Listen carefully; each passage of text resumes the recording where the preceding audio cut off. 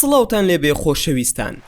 لەم زنجیرە ڤیدیۆیەدا خوێندنەوەیەک بۆ کتێبێکی بەسوود دەکەین، کتێبی مەملەکەتی عیشق کە لەلایەن نووسەر ماکوان کەریم کاری نووسینی بۆ کراوە. ئەم کتێبە باز لە ژیانی تایبەتی نووسەری کتێبەکە دەکا، باسێک لەو ڕووداوانە دەکا کە لە سەردەمی گەنجێتیدا ڕووبەڕووی بۆتەوە. هەروەها کۆمەڵێک پند و ئامۆژگاری گرنگ لە خۆ دەگرێت کە پێویستە هەموو گەنجێک گوێگیری ئەم چیرۆکە بێت بۆ ئەوەی سوود لە ڕووداوەکانی نێو ئەم کتێبە ببینێت و لە ژیانی خۆیدا بەرجەستەی بکە. سەرجەم ڕووداوەکان ڕووداوی ڕاستەقینن، بەڵام نووسەر لە کتێبەکەدا ناوی کارکتەرە ڕاستەقینەکانی گۆڕیوە بۆ پاراستنی ژیانی تایبەتی کەسایەتی ڕاستەقینەکان. هەندێک ناوی وەکو خۆی دانراوە چونکە کاریگەری لەسەر ژیانی کەسایەتیەکان دروست ناکات. بۆ ئەوەی بەردەوام بین لە بڵاوکردنەوەی ئەم بابەتانە، بیرتان نەچێت لایکی ڤیدیۆکەمان بۆ بکەن، هەروەها سەبسکرایبی کەناڵەکەمان لە یاد مەکەن بۆ ئاگادار بوون لە هەموو کار و چالاکیەکانمان. ئێستاش با دەست پێ بکەین. چیرۆکەکەمان بەم جۆرە دەست پێ دەکاتەوە. من زۆرم بەلاوە مەبەست بوو کە گوێم لە وتوێژی عیماد و تۆماس بێ، بۆیە خێرا پەیوەندیم بە تۆماسەوە کرد کە کات دیاری بکا بۆمان. ئەویش بە خۆشحاڵیەوە کاتی بۆ دیاری کردین و من وەڵامەکەم داوە بە عیماد، بەڵام دیار بوو عیماد زۆر دەترسا. پێم و زۆر شڵەژاو دیاری عیمادی برام. عیماد: ئەمە شەڕەدەمە، دەترسم توانای ئەو شەڕەدەمەم نەبێ، پاشان بیری چەند کەسێکی وەکو تۆ تێک بچێت لە پاشە ڕۆدا من بەرپرسیار بم. ئەم ئاینە کێشەکەی لەوەدایە کە بە ئارەزووی خۆت ناتوانید و توێژ بکەی، بۆیە دەترسم براگەن.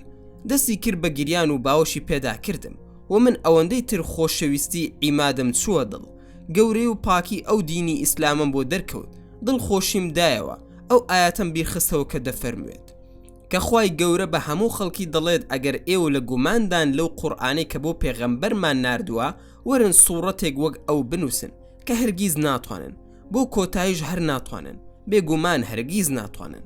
لە پاشاندا بیرم خستەوە هیچ نووسراوێک لەم بوونەدا ناتوانێت ئاوا بێپەردا بە خەڵکی ڕاگەیەنێت کە هیچ خێچ و خواریەکی تێدا نییە، گەر ڕاست دەکەن ورن ورد بنەوە لە قورئان، بەڵام نووسەرانی هەموو پەرتووکێک دەڵێن جێگای ڕەخنەیە، تەنها قورئان نەبێ، تۆ بە قورئان ئاخافتن بکە. کە ئەم وشانم بۆ باس کرد باوەشی پێدا کردمەوە دووبارەوتی خوای گەورە بتپارێزێ بە دەنگە خۆشەکەی خۆی سەرەتای سوورەتی کەهفی بۆ خوێندمەوە. پاشان بەدڵ ئارامیەوە بەرەو کڵێساکە کەوتینە ڕێ کە گەیشتینە ئەوێ زۆر بەگەرمی بەخێرهاتنیان کردین، ڕێزێکی زۆر باشمان گیرە.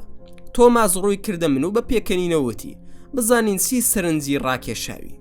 وتم من سەرنجەکانی خۆم بۆ عیماد باس کردووە، ئەو ئینجیل و پەرتوکەکانی خوێندۆتەوە، ئەگەر دەکرێت تۆ وەک سیامەک و عیماد و توێژ بکەن، من جارێ گوێگر دەبم تا کۆتایی و توێژەکانتان، ئەو کاتە من بە گوێرەی توانای خۆم لە دیرۆکەکانتان بەشدار دەبم. بەڵام تۆماس هەرچیەک عیماد بڵێت من لەگەڵیدا هاوڕام، واتە زۆر بێپەردە دەڵێم ئەو نوێنەری منە، هەرچی ئەو بڵێت من پشگیری دەکەم. کەوامود عیماد زۆری پێخۆش بوو، بەهێمنی وتی و خوا بتپارێزێ. من چاوێکم لێ داگرت و وتم ئێمە نەوەی سەلاحەدینین، دەستی کرد بە پێکەنین، بەڵام سیامەک مۆڕەی لێ دەکردین. لەو کاتەدا تۆماس ڕووی کردە عیماد و وتی من بانگێشتان دەکەم بۆ ئەم دینە، من مژدە دەرم بۆ ئێوە تا لەو بەهەشتەی کە عیسا خۆی بۆ لە خازدا جێگایەک بۆ ئێوە دابین بکە. من خۆشحاڵ دەبم گەر ببنە گاور و خۆشبەخت بن نەوەک سەرگەردان و بێ ئاین بسوڕێنەوە.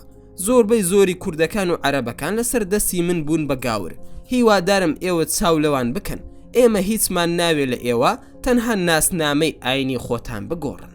لەو کاتەدا یەنیکا خۆی کرد بە ژوورەکەدا و لەگەڵماندا دانیش، بە خێراتنێکی گەرمی کردین و خۆشحاڵی خۆی دەربڕی بەهاتنمان. تۆماس هەر بەردەوام بوو لە وتەکانی دۆستیەکی بۆ من و عیمادی دەرهێنا و کە گوایە چەند یارمەتی خەڵکی لێ قەوماو دەدەن لە ئەفریقیا و ئاسیا و وڵاتانی تری جیهان. بەڵام عیماد هەر بێدەنگ بوو. تۆماس ڕووی کردە من و وتی بۆ بێدەنگن. وتم چاوەڕی عیماد دەکەم تا بکەوێتە گفتوگۆ. سەیرێکی عیمادم کرد و وتم ئەگەر ناتانەوێت ئاخافتن بکەن با بڕۆینەوە. عیماد: سیامەک، ئەوەی کە من دەمەوێت بیڵێم ئەتوانی وەری گێڕیت بۆ زمانەکەی ئەوان؟ سیامەک: من ماوەی 28 ساڵە لەم وڵاتەم، توانام باشە بۆ وەرگێڕان. عیماد: من هەندێک پرسیار دەکەم، لە دواییدا وڵاممان بدەنەوە، ئەگەر وڵامەکانیان جێگای بڕوا بوون ئەقڵ بڕوای پێکرد، ئەوە من و خەسرە و هەردووکمان دەبینە مەسیحی و بەدڵی ئێوە دەبین و لە پێناویدا کاریشی بۆ دەکەین. عیماد بەردەوام بوو لە وتوێژەکەی. سەرەتا سوپاس و ستایشی خوای تاک و تەنهای کرد و خۆی ناساند کە موسڵمانێکی تونسیە. هەموو پێغەمبەرانی وەکو یەک خۆش دەوێ کە 5 پێغەمبەریان جێگایەکی تایبەتیان هەیە و پاشان وتی لەناو ئەو پێغەمبەرانە کەسێکیان کە ناوی محەممەددا درودی خوای لەسەر بێت کۆتایی هێناوە بە پێغەمبەرایەتی. لە دوای ئەو ئازیزە نێردراوی تر نایەت و بڕوامان وایە کە عیسای کوڕی مەریەم سڵاوی خوای گەورەی لێبێ بەندە و نێردراوی خوای گەورەیە و برای پێغەمبەری ئازیز محەممەددا درودی خوای لێبێ. هەمویان کاریان بۆ ئەوە کردووە کە نیشانی بدەن بەندایەتی لە خواکانەوە بۆ یەک خوای باڵا دەست بگۆڕن و تەنها بەندایەتی بۆ خوای پەروەردگاری ئەمبوونا بکەین. و زۆر بەڕاستگۆی پێتان دەڵێم ئەو دینەی ئێوە دەستکاری کراوە و گۆڕاوە، تەنانەت ئینجیلەکەتان بە ئارەزوی قەشەکانتان نووسراوە. زۆربەی مێژوو نووسان و لێکۆڵێرەوەکان ئەویان سلماندووە. باشترین بەڵگەش بۆ ئەم وتانم ئەوەیە کە 500 دژایەتی ئێوە کراوە، واتان لێ هاتبوو کە بەهەشت و جەهەندەمتان بە خەڵکی دەفرۆش. و فەیلسوفی فەڕەنسی ڕینان دەڵێت ئەگەر دەتانەوێت لە ژیانی مەسیح تێبگەن هەرگیز لای قەشەکان و کتێبە مەسیحیەکان فێر نابن، لەبەر ئەوەی هەمووی درۆی گەورەیە بۆ مەسیح بەرەو سەر لێشێواوی و تاریکیتان دەبا. مێژوو نووسی بە ناوبانگی ئینگلیزی کە کەسێکە لە سەر چاوە باوەڕپێکراوەکانی ئینگلیز و ئەوروپا بەگشتی ناسراوە، ئەویش وێڵس کە دەڵێت سەر هەڵدان و گۆڕینی ئاینی مەسیحی بەدەستی شاول تروسوسی یان بۆڵس کە لە ڕاستیدا ئەو کەسە یەهودی بوو، ڕاستە هەندێک سەرچاوی یەهودی ئەو زانیاریە ڕەت دەکەنەوە، بەڵام زاندرا و گومانی تێدا نەماوە. کەشتیوانێک بوو لە لاهوتیات ئەسکەندەریە هەلینی، هەر لە قوتابخانەی فەلسەفی ئەکهلینیە خوێندوێتی. زۆر کاریگەری فەلسەفەی لێکسواندنی لەسەر بووە. هەر لەو سەردەمەدا لە ناو خەڵکیدا بە عیسای ناسری ناسراو بوو. زۆربەی زۆرتان باش دەزانن ئەو نووسرا و دەقانەی هەمووی لە شاوڵ وەرگیراوە. ئێستا ڕنگدانەوەی هەیە لە ئینجیلەکەتاندا، زۆربەی زۆری لە بیری ئەوە وەرگیراوە. هەموو لایەک دەزانێت لە دوای ڕووخاندنی دەسەڵاتی ئێوە لە ڕۆژ ئاوادا ناونراوە بەچی؟ ناونراوە سەردەمی لە دایک بوونەوە. واتە ئێوە خەڵکیتان لە ناو دەبر تەنها بەگزادە و پاشاکان و قەشەکان سوودمەند بوون. کاتێک عیسای کوڕی مەریەم سەلامی خوای لێبێت ئەو داکۆکی لە مافی هەژاران دەکرد، من چۆن بڕوا بە ئاینێک بکەم کە ڕۆژێک لە ڕۆژان لە دوای دەستکاریەوە مافی خەڵکی تێدا نەپارێزراوە. لە پاشاندا ئێمە موسڵمان بڕوامان بە خوایەکی تاک و تەنهایە، کەچی ئێوە بڕواتان بە 3 کەس هەیە کە خوایەتیان پێکهێناوە. لە ڕاستیدا هیچ مرۆڤێکی خاوەن بیر و تێڕامان لەم گردوونە ئەوەی پێ قبول ناکرێ و پەسەندی ناکە. گریمان ئەگەر خوا باوکی عیسا بێ و مەریەم ژنی خوا بێ کە پەنا بەخوای مەزن ئەمە درۆیە و کوفرە، کەواتە خودا پێویستی بە منداڵ هەیە و منداڵەکەشی عیسایە. ئەم خوایە بە کەڵکی خوایەتی نایەت، لەبەر ئەوەی پێویستی هەیە، نابێ خودا پێویستی هەبێ.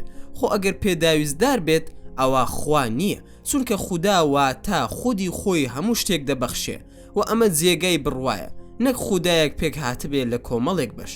وخوای گەورە لە قورئاندا بەڕوونی باسی دەکات و دەفەرمێت لە سوورەتی ئیخلاصدا، واتە خوای گەورە تاک و تەنهایە و پاک و بێنیازە، نە منداڵی دەبێت و نە ئەو لە کەس بووە. پاشان من پرسیارێک دەکەم لە ئێوە، بەڵام تکا دەکەم بەڕاستی وەڵامم بدەنەوە. ئایا ئێوە بڕواتان هەیە بە پێغەمبەر محەممەد درودی خودای لەسەر بێت؟ تۆماس: بێگومان نەخێر. عیماد: کەواتە موسڵمانەکان لە ئێوە باشترن، ئەوان بڕوایان بە عیسای کوڕی مەریەم و هەموو پێغەمبەران هەیە، سڵاوی خۆیان لێبێ. و هەر عیسای کوڕی مەریەم بوو مژدەی دا بە ئێوە کە پێغەمبەرێک لە دوای من دێت و ناوی محەممەدە. ئەتوانن بڵێن نووسراوی وا نووسراوە؟ من گومانم نییە لەوەی کە بێدەنگن لە ئاسی ئەوەدا، بەڵام زۆر زار دڵی خۆتان بەوە خۆش دەکەن کە گوایە ناوی ئەحمەدا نەک محەممەد، بەڵام ئەحمەد و مەحموود و محەممەد هەرسێکیان یەک واتا دەدەن بەدەستەوە، واتە سوپاس کراو. و ئێمە بڕوامان وەک ئێوەیە کە عیسای کوڕی مەریەم دێتە خوارەوە لە ئاسمان و سەر لە نوێ شەڕی خاسپەرستەکان و جەلادەکان دەکا و دەبێتە کەسێک لە شوێنکەوتوانی پێغەمبەری ئیسلام. ئەمەش بە زۆرێک لە ئینجیلی پیرۆزدا نووسراوە، دەڵێت خەڵکی ئازاد دەکات. منیش دەڵێم کام خەڵک؟ ئەگەر عیسای کوڕی مەریەم لە قودس بێتە خوارەوە دژایەتی هاوپەیمانانی جوولەکە و مەسیحی دەکا، وشەی قودس بەکار هاتووە. لە ئینجیل و تەوراتدا نەوشەی هەیکەل و نە ڤاتیکان و نە کڵێسای مەریەمی عەزرا لە فەڵەستینە بەکار نەهاتووە، تەنها قودس. خۆتان باش دەزانن کە قودس مزگەوتی موسڵمانانە و عیسای کوڕی مەریەم لەوێ دێتە خوارەوە پشگیری موسڵمانان دەکا. لەگەڵ ئێمەدایە نەک ئێوە تۆماس. من بانگێشتان دەکەم بۆ ئاینی پیرۆزی ئیسلام کە ئاینی چاکە و بێگەردی خوداوەندە و ئێمە بڕوامان بە هەموو پێغەمبەران و پەرتوکە ئاسمانیەکان هەیە. ئەگەر دەتانەوێت لە ئاینی مەسیحی تێبگەن تەنها لە ئیسلامەوە سەرچاوی گرتووە. عیسا تەنها پێغەمبەر و بەندەی خوای گەورەیە. نازانم ئێوە هەمووتان بێدەنگن لە ئاسی دانوستانەکانی من چۆن ئێستا ئێوە شریعەت لە ئینجیلی سەردەمی کۆنەوە وەردەگرن واتە تەورات بۆ جارێکیش لە سەرچاوی پاکی ئیسلام هەڵگۆزن لە کاتێکدا کە ئێمە بڕوامان بە عیسا هەیە بەڵام جوولەکەکان نەبڕوایان بە ئینجیل هەیە و نەبڕوایان بە عیسای کوڕی مەریەم هەیە بەڵکو عیسای کوڕی مەریەم بە درۆزن و دایکیشی بە داوێن پیز لە قەڵەم دەدەن. لە ڕاستیدا ئێوە عیسای کوڕی مەریەمتان خۆش ناوێ و یاری بە ئاینێکی پاکی مەسیحی کۆن دەکەن تا ئارەزوەکانی خۆتانی پێدا بمرکێنەوە و دەسەڵاتی کڵێسی خۆتان لە دەست نەدەن. لەگەڵ ڕێزمدا بۆتان من ئیتر گفتوگۆ ناکەم زیاد لە پێویست دووەم تاوەکو وەڵامی پرسیارەکانم نەدەنەوە. من پرسیاری تر ناکەم هەرچەندە دەریایەک پرسیار خۆی ماداوە لە سینەمدا. عیماد سوپاسی هەمویانی کرد بۆ گوێگرتنیان و بە بێدەنگی دانیشت. منیش لە دڵی خۆمدا دەموت ئێستا هەڵنستی ماسێکی بکەی. زۆر بە شێوەیەکی جوان وشەکان لە زاریەوە دەهاتنە دەرەوە. بەڕاستی من و ئەوانیشی سەرسام کردبوو. تۆماس سەیرێکی من و عیمادی کرد و وتی بەڕاستی من نەمدەزانی کە ئێوە خاوەنی زانیارین لەسەر ئاینەکەی ئێمە و ئەو پرسیارانەی کە تۆ کردت من توانام نییە وەڵامت بدەمەوە. ئەگەر پێتان خۆش بێ من دانیشتنێکی تر ساز دەکەم و لەگەڵ ئەو کەسانی کە لە سەروی منەوەن و زانیاریان باشترە لەسەر ئینجیل و عیسا و ئاینەکە بەگشتی لە کاتی ئامادەبوونی ئەواندا من ئاگادارتان دەکەمەوە. زۆر سوپاس بۆ ئامادەبوونتان. بەخێر بێن سەرچاو. عیماد هەر کاتویستان دانیشتن ساز بکەین تکایە مانگێک پێشتر ئاگادارمان بکەنەوە ئێمە هەمیشە ئامادەین. لە کۆتاییدا عیماد وتی خوای گەورە هیدایەتمان بدا بۆ سەر ڕێگەی ڕاستی و بۆ ناسینی خوای تاک و تەنها. ئامین. خواتان لەگەڵ. لە دوای دەرچوونمان لەگەڵ عیماد زۆر دڵخۆش بووین. من هەر بەدەم ڕێگاوە سوپاسگوزاری خوای گەورە بووم. هەر ئەموو سەرکەوتین عیماد. بە پێکەنینەوە عیماد وتی ماڵت ئاوا بێت خۆشەڕە بۆ کسمان نەکردووە. ئەو وتی کوا سەرکەوتوو بووین. منیش وتم ئێمە سەرکەوتوو بووین کەس نەیتوانی وەڵامت بداتەوە. وتی سەرکەوتن بریتیە لەوەی کە بمان توانایە ئەوان موسڵمان بکەین. ئەو کات دوو جار سەرکەوتوو دەبووین. جارێک لە دنیادا جارێک لە قیامەت. خەسرە و کوردی برام سەرکەوتنی قیامەت زۆر گرینگە. بەدەم قسەی خۆشەوە گەڕاینەوە بۆ باڵەخانەی پەنابەرەکان. من و عیماد خەریکی بەندایەتی خۆمان بووین. ئەو سەردەما مزگەوتێکی خنجیلانەمان کردەوە. زۆربەی مرۆڤە ئیماندارەکان لە دەوری ئەو مزگەوتە کۆ ببوونەوە. ڕۆژێکیان زۆر سارد بوو. کڕیوەی بەفر لەگەڵ بادا بە دەورمدا لولی دەخوار. منیش لە بازار بۆ کڕینی پێداویستەکان بە کۆمەڵێ شتومەکی زۆرەوە کە بەدەست هەڵم گرتبوو دەگەڕامەوە بۆ جێگای تایبەتی خۆم. زۆر شەکەت بووم. تۆماسم بینی وتم ئێستا دەمگەینێتەوە ماڵەوە. کەسی ئەو پیاوە باشە هەر سەیریشی نەکردم. ئیتر لەو کاتەوە تێگەیشتم کە ئەوان شەڕ لەگەڵ بیر و باوڕەکەماندا دەکەن.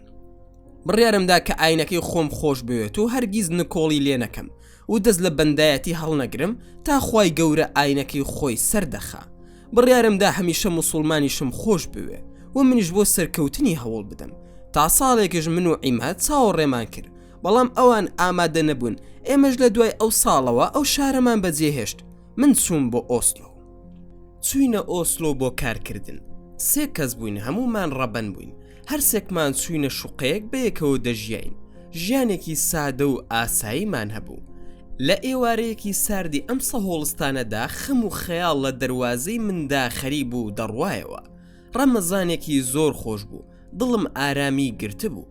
ئەو ساڵە بە ڕۆمان و شعر و تەراویح وا بەستە بووم. هەمیشە ئاوازی من لە سوورەتی ئەلکەهف، ئەلئیخلاس، ئەلواقیع و ئەلڕەحماندا سەرچاوەی گرتە بوو. ئێوارانی بەربانگم بە 3 دەنکە خوورما و لە پاشاندا بە تەلەفۆنێک بۆ دایکە ئازیزەکەم فرمێسک لە چاوە قەتیزماوەکەم دەشکاند تا ماندووی کاری دەسەعاتم لە دەنگی ئەودا بێ کە پێم دەڵێ ڕۆڵە بەو دوعا و نزا و خێرانە بێ کە من بۆتی دەکەم. لە پاشاندا خۆشەویستی ئەم ئاینە وای لێ کردبووم کە لە وڵاتی تاراوگەدا ئولفەتم گرتبوو بە 2 هاوڕێی خۆم کە هەردووکیان وابەستەی دینی پیرۆزی ئیسلام بوون. دەبوایە سەعات سواری ئێوارە ئەوان ڕۆژوەکەیان بشکاندایە، بەڵام لەبەر ئەوەی من سەعات 6 لە کار تەواو دەبووم لە خۆشەویستیان بۆ من چاوەڕێیان دەکرد تا هەمومان بەیەکەوە ڕۆژومان دەشکان تا 12 ڕەمەزان بەم شێوەیە بردمانە سەر. بەڵام ئێوارەیەکیان زۆر بەپەلات دەستم لە ئیش هەڵگر، زۆر غەریبی دایکمم دەکرد، دڵم وەکو باخە هەنارەکانی شارەبان و سێوە لاسوورەکانی بلکیان و باخە ترشەکەی سەر و دێمەکە چۆن شەماڵێک لار و لەنجەی پێدەکا ئاوا بیر و هۆشم یادی وڵاتی بێکەسی دەکرد کە لە کارەکەم دەستم هەڵگیر بە خێرایی دەستم خستە ناو گیرفانی کۆتە سارد و سڕەکەم بە فریش پڕوشەی دەکرد، تەنانەت برژانگەکانی چاومی گرتبوو بە ئاسام بەرپەی خۆمم دەبینی. بەدەم خەیاڵەوە سەرکەوتم، بەرەو ماڵی سارد و سڕم کەوتمەڕێ، بەڵکو حەسانەوەم لە مەحزوونی نەجاتی بێ، پشوویەکی خۆشەویستی و دەستنوێژێک بۆ ئارامی دڵ و دەروونم بگرم، چونکە هەموو ئەو کاتانەی کە خەفەتبار دەبم بیر لەوە دەکەمەوە کە چۆن سڵکی تاوان بە ئاوی دەستنوێژ پاک بکەمەوە. کە گەیشتمە بەر دەرگای باڵەخانەکەی ماڵە خنزیلانەکەم، لە بەردەم دەرگای ئەو باڵەخانەیەدا گوێم لە دەنگی گریانێکی ناسک و زۆر مەحزون بوو. سەرنجی ڕاکێشام، سەیرم کرد لە بەردەم دەرگاکە کیژۆڵەیەکی ئەگریجا ڕەش دانیشتە بوو، سەری خستبووە سەر باڵەکانی و سەری بۆ زەوی شۆڕ کردبووەوە. چیچکەیەکی نەرم و بەردەمیشی 34 دڵۆپی فرمێسکی چاوی تەڕی کردبوو. زۆر ئاستەم بوو بەلامەوە، دەبێ لەم وڵاتی باکوورەدا کە ئازادی ڕەهادراوە بە ئافرەتان بۆ دەبێ ئەم ناسکە بەم شێوەیە ئەشک و حەسرەت دەرببڕێت. لەو کاتەدا وەیلی لە حاڵی دڵم، وەیلی لە ناڵەی خەمم، بە زمانی باوکووری پێم وت: سڵاو، ئەو زیاتر هەنسکی هەڵ ئەدا و منیش زیاتر خەفەتبار بووم. دووبارە پێم وت: ئایا ئەتوانم یارمەتیت بدەم؟ ئەگەر سەرماتە من دەتوانم بت بەمە لای خۆم. ئەگەر پێویستشت بە پارەیە ئەوە لای من ئاساییە، گەر برسیتە نانت دەدەمێ و ئەگەر نەخۆشی با بەرەو خەستە خانت بەرم. دیار بوو قسەکانی من کاریگەر بوون، چونکە لە ناخی دڵەوە ئاراستەم کرد، بۆیە بە کەساسی سەری بەرز کردەوە. دیم تاڵی ناڵۆسکواوی قژی بە ڕوومەتی فرمێسکاویەوە وەستا بوو و شکۆفەی خەمی لێدەوەرێت. هەناسکی لە تاو هەنسک سەمفۆنیای گریانی لێدەباری، بە تێڕامانێکە و بە لێوێکی چرسی غەمبارەوە بە منیوت: تۆ خەڵکی چ وڵاتێکی؟ زۆر خێراوتم من کوردم، بۆ ئەوەی پیاوەتی و شەرفمەندایەتی کورد دەربخەم. لە بیرم دێ لە ئەستەمبوڵ هاوڕێکی پیرم هەبوو، زۆرم خۆش دەویست. پێی وتم: لە وڵاتی غەریبستان تا دەتوانی کاری جوان بکە، چونکە تۆ کارەکتەر و شانۆمەندی وڵاتەکەتی. بۆیە خێراوتم کوردم، کەچی ئەو زیاتر فرمێسکی وەک هێشووی بەرسیلەی ترێسپیکە دەهات نەخوارێ.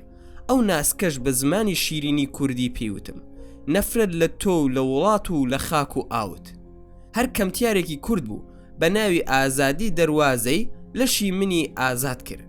من سەربڕاوی دەستی ئێوەی کوردم، ماڵ وێران و دەربەدەری و سەرما خواردووی ئێوەی کوردم. لە دواییدا خێرا بێدەنگ بوو، سەری خستەوە سەر باڵەکانی هەر هەنسکی هەڵدەدا.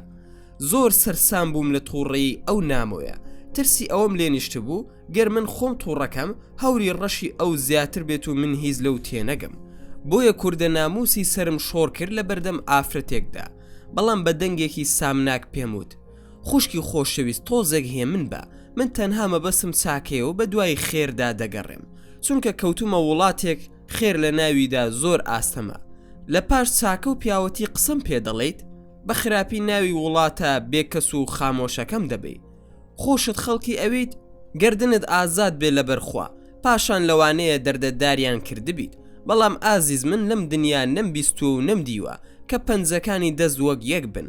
بەهەرحاڵ من گومانم لە خەمباری تۆدا نییە، تۆ ئازادی و هەر ئازادیشە کە تۆی هێناوتە بەردەرگای ماڵەکەی من. ئازادیە تۆی لە خێزانت دابڕاندووە و دەنگ بەسەر مندا بەرز دەکەیتەوە کە دەستی یارمەتیت بۆ درێژ دەکەم. فەرموودەی پیاوێکی بەرزم بیر کەوتەوە کە دەڵێ: لەگەڵ خەڵکیدا وەک دارێکی بەردار بن، ئەگەر بەردیان تێگرتن ئێوە بەرهەمیان تێبگرن. من هیچ خراپەیەکم نەکردووە. بۆ 2000 پێت دەڵێم، ئەگەر یارمەتیت پێویستە با یارمەتیت بدەم. ئەوەش لەبەر ئەوەی بە کوردی قسەت کرد، هەرچەندە زۆر ناشرین دوایت بە زمانەکەم، بەڵام 2000ش دەڵێم هاوکاری دەوێت یاخودنا. سەری بەرز کردەوە بە دەمی چکەیەکی زۆر سەیری کرد. پێی وتم: بڕۆ من پێویستیم بە تۆ نییە و عارەبانەکەت ڕاکێشە بەس گەردەکرێت دەرگاکە لە دوای خۆت دامەخە با سەرمام نەبێ چونکە هاڵاوێکی گرم دێت لەوێەوە وشەی عارەبانەکەم زۆر پێ ناخۆش بوو جوابم نەدایەوە و بەرەو هەڵکێشی باڵەخانەکە ڕۆیشتم تا هاتمە ماڵە و دەرگای ژوورەکەم کردەوە براکانم دانیشتە بوون چاوەڕێشیان دەکردم ئەوەندەمان یەکتر خۆش دەویست ڕۆحمان تێکەڵی ڕۆحی یەکتر ببوو هەمیشە بە ئازار و خەمی یەکتریمان دەزانی بۆیە خێرا سەرخێڵوتی خەسرەوی برام بۆ خەمۆشی و بزەی ئێوارانت نییە یوسف وازی لێبێنە تۆ ئەتەوێت بە ئاسانی تووشی خەمی بکەی من دەزانم برسیەتی و زۆر ماندووە لە هەمان کاتیشدا بیری دایکی دەکا بزانە دوای ئەمانە و تەراوی حێژوازمان لێ دێنێ کە کەسمان بخەوین من و سەرخێڵ پێکەنینمان بە قسەکانی یوسف دەهات نانیان تێکردو منیش بە زۆر توانیم کەوچکێک بۆ دەمم بەرم هەر خەیاڵم لای ئەو کچە بوو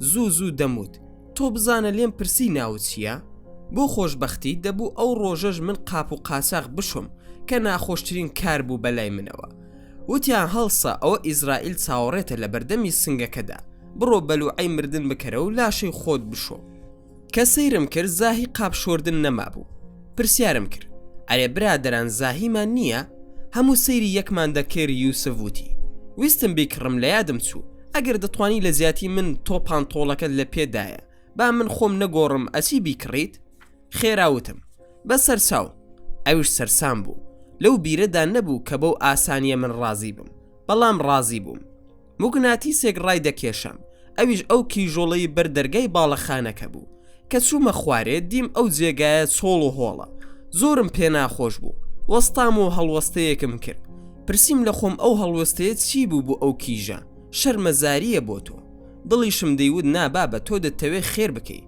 خێرا بە خۆمم وت ڕاستە من دەمەوێت خێر بکەم بەڵام بەداخەوە دەستم نەکەوت ئەو خێرە بۆ 2000 دوای هەیڤی دڵی خۆم کەوتم لە دووریانی خێرکردن و بەزەیم بۆ ئەو کچۆڵە ملی ڕێگام گرتە بەر بۆ کڕینی زاهی تا قاپەکان بشۆم کە هەر یەکەیان لە ڕەنگێک بوون هەر لە قاپی قەرەز دەچوون چەند هەنگاوێک دوور کەوتمەوە لە کڕێوی بەفر و تاریکی ئەو زستانە ملی ڕێگام گرتبوو لە پێشی خۆم سرم هەڵبڕی دیم دوو گەنجی سۆماڵی لەگەڵ ئافرەتێکی باکووردا بەسەر لاشی ئەو کیژۆڵەیە وەستا بوون منیش زوو ناسیمەوە کە خۆیەتی ئەوەی کە من گلاراو بووم بە شوێنیدا خێرا دەستم خستە ژێر سەری وا خۆم نیشاندا کە دەیناسم وتم کێ وای لێ کردووە گەنجەکان ترسان پاشەکشیان کردووتیان ئێمە ئاگاداری هیچ نین تەنها بینیمان لەوێدایە بە بێهۆش کەوتووە جار و باریش هەڵدەلەرزی ئەوان ڕۆشتن بەڵام ئافرەتەکەی باکوور لەگەڵمدا مایەوە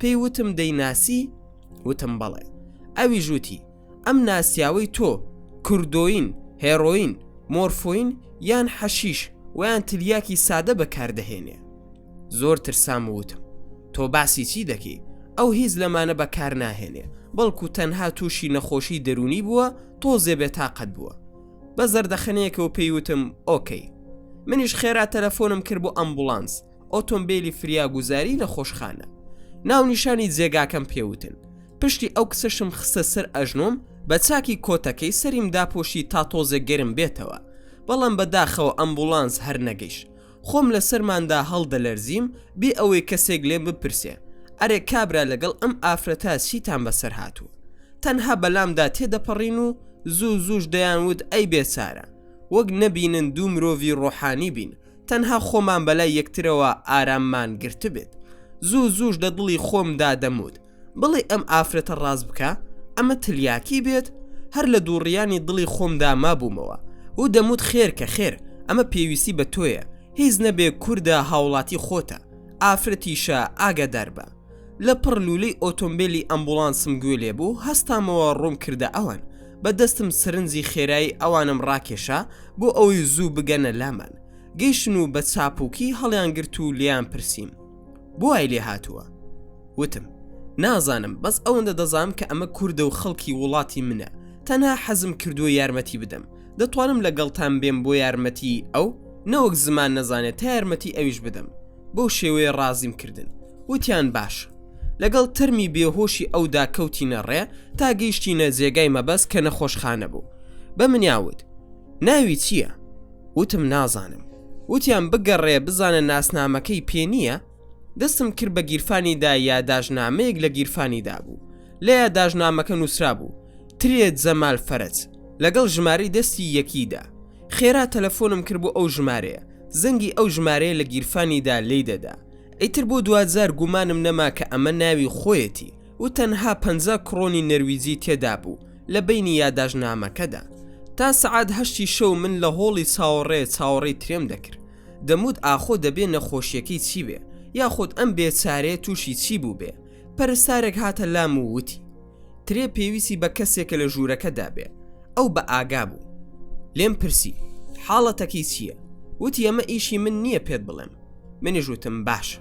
چوون بۆ ژوورەکەی وەک سۆبای دار خەفە ببوو، هەناسەی قوڵی هەڵدەکێشا. منیش بە زەیم پیادە هاتەوە، حەزم نەکرد لە لایەوە دانیشم. خێرا چووم دەستنوێژم گرت و دەستم کرد بە نوێژکردن. نوێژی عیشا و تەراویحم هەر لە ژوورەکەی ئەودا کرد و زار و باریش دوعای خێرم بۆ دەکرد کە خوای گەورە شیفای بەخێری بۆ بنێرێت و بیخاتە سەر ڕێگای ڕاست. لە ڕکاتی کۆتایی نوێژدا بووم، هەڵسایەوە بەسەر سوورمانێکەوە سەیری منی کرد و بە بێدەنگی دانیشت.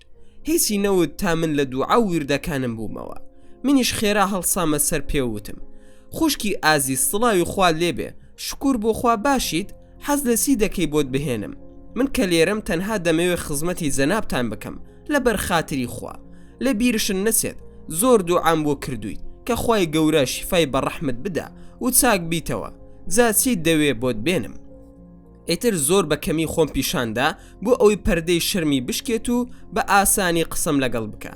ئەویش بە شەرمێکەوە لە ژێر لێوی پێیوتم: زۆر حەزم لە شیرینیە، ئەگەر دەکرێت بۆم پەیدا بکەی. وتم بەسەر چاو هەر تۆ شیرینی؟ هەر ئێستا بۆت دێنم، تۆ خۆت شیرینی، خوشکی شیرینم. دەستی کرد بە پێکەنین و پێیوتم: بەڕاستی تۆ لایەقی هەموو شتێکی باش و جوانیت. ئەتوانم بپرسم ناوی بەڕێستان؟ وتم ترێخان، من ناوم خەسرەوە و کوڕێکی زۆر چاکم. بە پێکەنینەوە واموت. هەردووکمان دەستمان کرد بە پێکەنین. من بە پێکەنینەوە دەرگاکەم کردەوە بەرەو فرۆشگای ناو خستە خانەکە کەوتمەڕێ. لە ناو فرۆشگاکەدا هەندێک شیرینیم بۆ کڕی. زۆر بە خۆشحاڵی گەڕامەوە بۆ لای کە چووم ڕاکشا بوو. کە منی بینی خێرا بە ئەدەبەوە هەڵساوتی: ببوورە. وتم خوای گەورە بمانبورێ. ئارام بە جەنابتان، چۆنتان پێخۆشە ئاوا ئیسراحەت بکەن. لێی پرسییم چۆن ناوی منت زانی. بەسەر هاتەکەم بۆ باس کرد. زۆر ئاستم بوو بەلایەوە. وتی تخوا لێم ببوورە. دووبارە وتم: خوای گەورە بمانبورێ، من تەنها مەبەستم چاکەیە لەگەڵ ئێوەدا، ئەگەر خوای گەورە لێم قبول بکە. ترێ زۆر ناوی خوا دەبێ، شتێک هەیە لەم کەونەدا ناوی خوا بێ؟ بە زەردەخەنەیەکەوە پێم وت: ئەگەر لەبەر خاتری خوا نەبوایە من یارمەتی تۆم نەئەدا. زۆر بوون ئەوانەی کە بەلاددا تێدەپەڕین و بڕوایان بەخوا نەبوو کە تۆیان دەبینی وازێنە لاشەی تۆ دەهێنا و دەڕۆشتن. سەری داخست و وتی: ببوورە. وتم خوا بمانبورێ. ترێ وتی: بۆیان باس کردوم کە گوایە ئەوانی باوەڕێم بەدین هەیە ئافرەت زۆر بەکەم سەیر دەکەن، وەک هەمیشە وەک کارەکەرێک یان ژمارە 2 سەیری دەکەن. خێرا پێم وت: ترێخان، ئەوەی کە جەنابتان فەرموتان تەنها قسەی کۆمەڵێک نەزان و بێ ئاگایە لە دین، بەتایبەت لە دینی پیرۆزی ئیسلام، کە من زۆر وابەستەم بە دینی پیرۆزی ئیسلامەوە. هەر ئەوە شەفێری کردوم دەستی یارمەتی درێژ بکەم بۆ خەڵکی لێ قەوماو، بێ هیچ مەبەستێک چاوەڕوانی کەرەمی خوای گەورە بم. پاشان فێری کردم کە ئافرەت و پیا وەک یەک سیر بکەم، بە مانای ئەوەی کە هەردووکیان مرۆڤن. لە بیر نەچێ لە دینەکەی مندا بەهەش خراوەتە ژێر پێی تۆ، بەڵام ئەو وعدا بە من نەدراوە. ئایا کامیان مافیان زۆرترە؟ لە ئاینی مندا پاداشتی چاکە و خراپە وەک یەک بەشدارن، بەڵام چۆن شەو و ڕۆژ هەیە، شەو تامی تایبەتی خۆی هەیە و ڕۆژش تامی تایبەتی خۆی، و بە هەردووکیان دەوترێت زەمن. ئاوا ژن و پیاویش تامی تایبەتی خۆیان هەیە و ئەرک و فەرمانیان جیاوازە و بە هەردووکشیان دەوترێت مرۆڤ. زۆر جوان گوێبیستی قسەکانم بوو.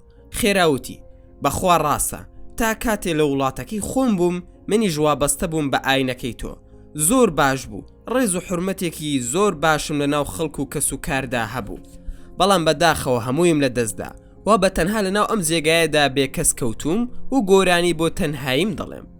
منیش کردم بە قسەی خۆش لەگەڵیدا و خێرا پێم وت: کەواتە ئێوەی ئافرەت هیچ نرخێک بۆ پیاوان دانانێن، کەسی خۆتان داوای مافەکانیش لە ئێمە دەکەن. ئەی من کە سوبرای تۆ نیم، مەگەر پیاو لای ئێوە ژمارە 2. دەستی کرد بە پێکەنین و وتی: خەسرە و بەڕاستی من لە ئاسی تۆدا شەرمەزارم و نازانم چیت پێ بڵێم مەگەر بتکوژم ئەو جا چاکەی تۆ بدەمەوە. منیش بە زەردەخەنەیەک وتم ناوەڵا چاکەی وام ناوێ بمکوژی. ئیتر دەستمان کرد بە پێکەنین و هەندێک نوقڵیشمان خوارد. کەمێک بێدەنگی ڕووی تێکردین. وتم ئەتوانیت باسی ئەم بێتاقەتی خۆتم بۆ بکەی بۆ گیرۆدەی بە گریانەوە. ترێ باس و بەسەرهاتی من زۆر درێژە چۆن ئافرەت دەکەوێتە ناو خوێن و بۆگەنی ناشرینەوە. باسەکەی منیش باسی شەرمەزاریە. باسی خۆمت بۆ بکەم یان کڵۆڵ و بێ ئاگاییم لە دنیا و ساویلکەیم لە بەرامبەر مرۆڤەکاندا و دڵپاکی خۆم بۆ خەڵک نازام لەکوێ و دەست پێ بکەم. با ناوی لێ بنێم شەوی سوور و لە شەوی سوورەوە دەست پێ بکەم. 6 مانگ لەمە و بەرجەژنی لە دایکبوونی من بوو. لە قوتابخانە نەمویست کەس بزانێ بەڵام 2 هاوڕێ کوردم لەگەڵدا بوو. پێیان وتم تۆ دەبیت بە 25 ساڵ جوانترین تەمەنی مرۆڤە بۆ جژنی لە دایکبوون ناکەیت. ئەمانە و چەند قسەیەکی تر وای لێکردم کە ڕازی بم بە قسەکانیان بە گویان بکەم و ئەوەشم بە بیردا هات و وتم نەوەک بڵێن ترێیە نایەوێت پارە بەکار بهێنێت و کچێکی دەست داخراوە. وتم باشە چوینە دەرەوە. سەرەتا وتیان دەچین بۆ کافتریایەک لەوێ 2 کەپوچینۆ دەخۆینەوە. کە چوین دانیشتین و دەستمان کرد بە قسەی خۆش و گاڵتە و گەپ لە پڕ 2 گەنجی جوان خاز هاتنە لامان و چۆن و چاکیان لەگەڵ ئاوانی هاوڕێم کرد. ئاوانیش ئێمەی بەنامە و ئازاد ناسان کە گوایە ئەم دوانە هونەرمەندن و گۆرانی بێژن. داوایان کرد لەگەڵمان دابنیشن. ئاوان ئەمڕۆ جژنی لە دایکبوونی ترێیە.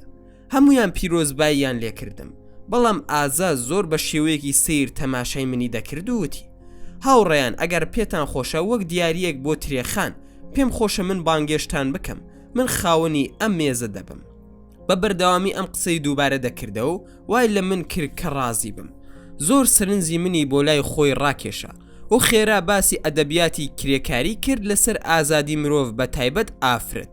ئەیتر وامزانی کە ئەمە باوکی مارکسە لە لای سارتەر گەڕاوەتەوە و دایکشی سیموندی بۆ فوارە و باسی زۆربەی تابلۆکانی ڤانکوخی بۆ دەکردم و هۆندراوەیەکی تایبەتی هەبوو بۆ ژیان لە ڕێگەی بیر و هزری سەپی ڕادیکاڵەوە باسێکی فەلسەفەی پۆست مۆدێرنی بۆ کردم چونکە حەزم لە فەلسەفا دەکرد. ئەیتر زیاتر سرنجی ڕاکێشام زوو ناوی منی دەهێنا و سەیری دەست و پەنجەکانی دەکردم. وام لێ هاتبوو بە ئاراسەیەک بڕۆم کە خەیاڵم لە ئەسپی ئەودا تاو بدەم. بەو قسانە زۆر سرنجی منی گرت. دوای ئەوەی ترێ بەردەوام بوو لە گێڕانەوەی ژیانی خۆی و ئازاد ترێوتی ئازاد ژمارەی تەلەفۆنەکەمی لێ وەرگرتم تا کۆمەڵێک کتێبم بۆ پەیدا بکە. منیش زۆر بە خۆشحاڵیەوە ژمارەی تەلەفۆنەکەمدایە. ئەو ڕۆژەمان بەم شێوەیە بردەسەر.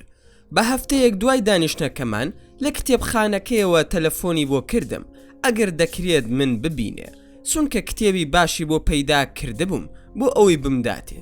منیش چوون بۆ کتێبخانەی گشتی بینیم چوینە کافتریاکەوە دەستمان کرد بە قسەکردن.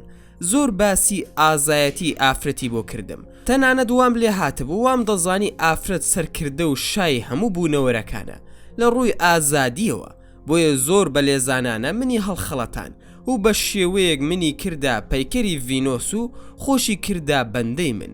ئەیتر لە باسی ئازایەتیەوە بەرەو خۆشەویستی منی بر و منی کردا خۆشەویستی خۆی. بە ئازادی منی هەڵخەڵەتاند و تاوای لێ هاد هەموو لەشی منی بۆ خۆی ئازاد کرد و زۆر دووری خسمەوە لە دایک و باوک و خوشک و براکانم. گوایە کە من ئازادم و پێویستم بە کەس نییە و ئابووری ئازادم هەیە لەم وڵاتەدا. تا بە ئازادی بێکەس بووم. ئازادیش دادی منی نەدا. پاشان فێری شتێکی تری کردم کە ئەو ناوی لێ نابوو مەزاج. من نەمدەزانی چییە. ڕۆژێک پێی وتم حەز دەکەی بڕۆین بەرەو بە هەشتێک کە من و تۆ تێیدا سەرکردەین؟ وتم بەڵێ.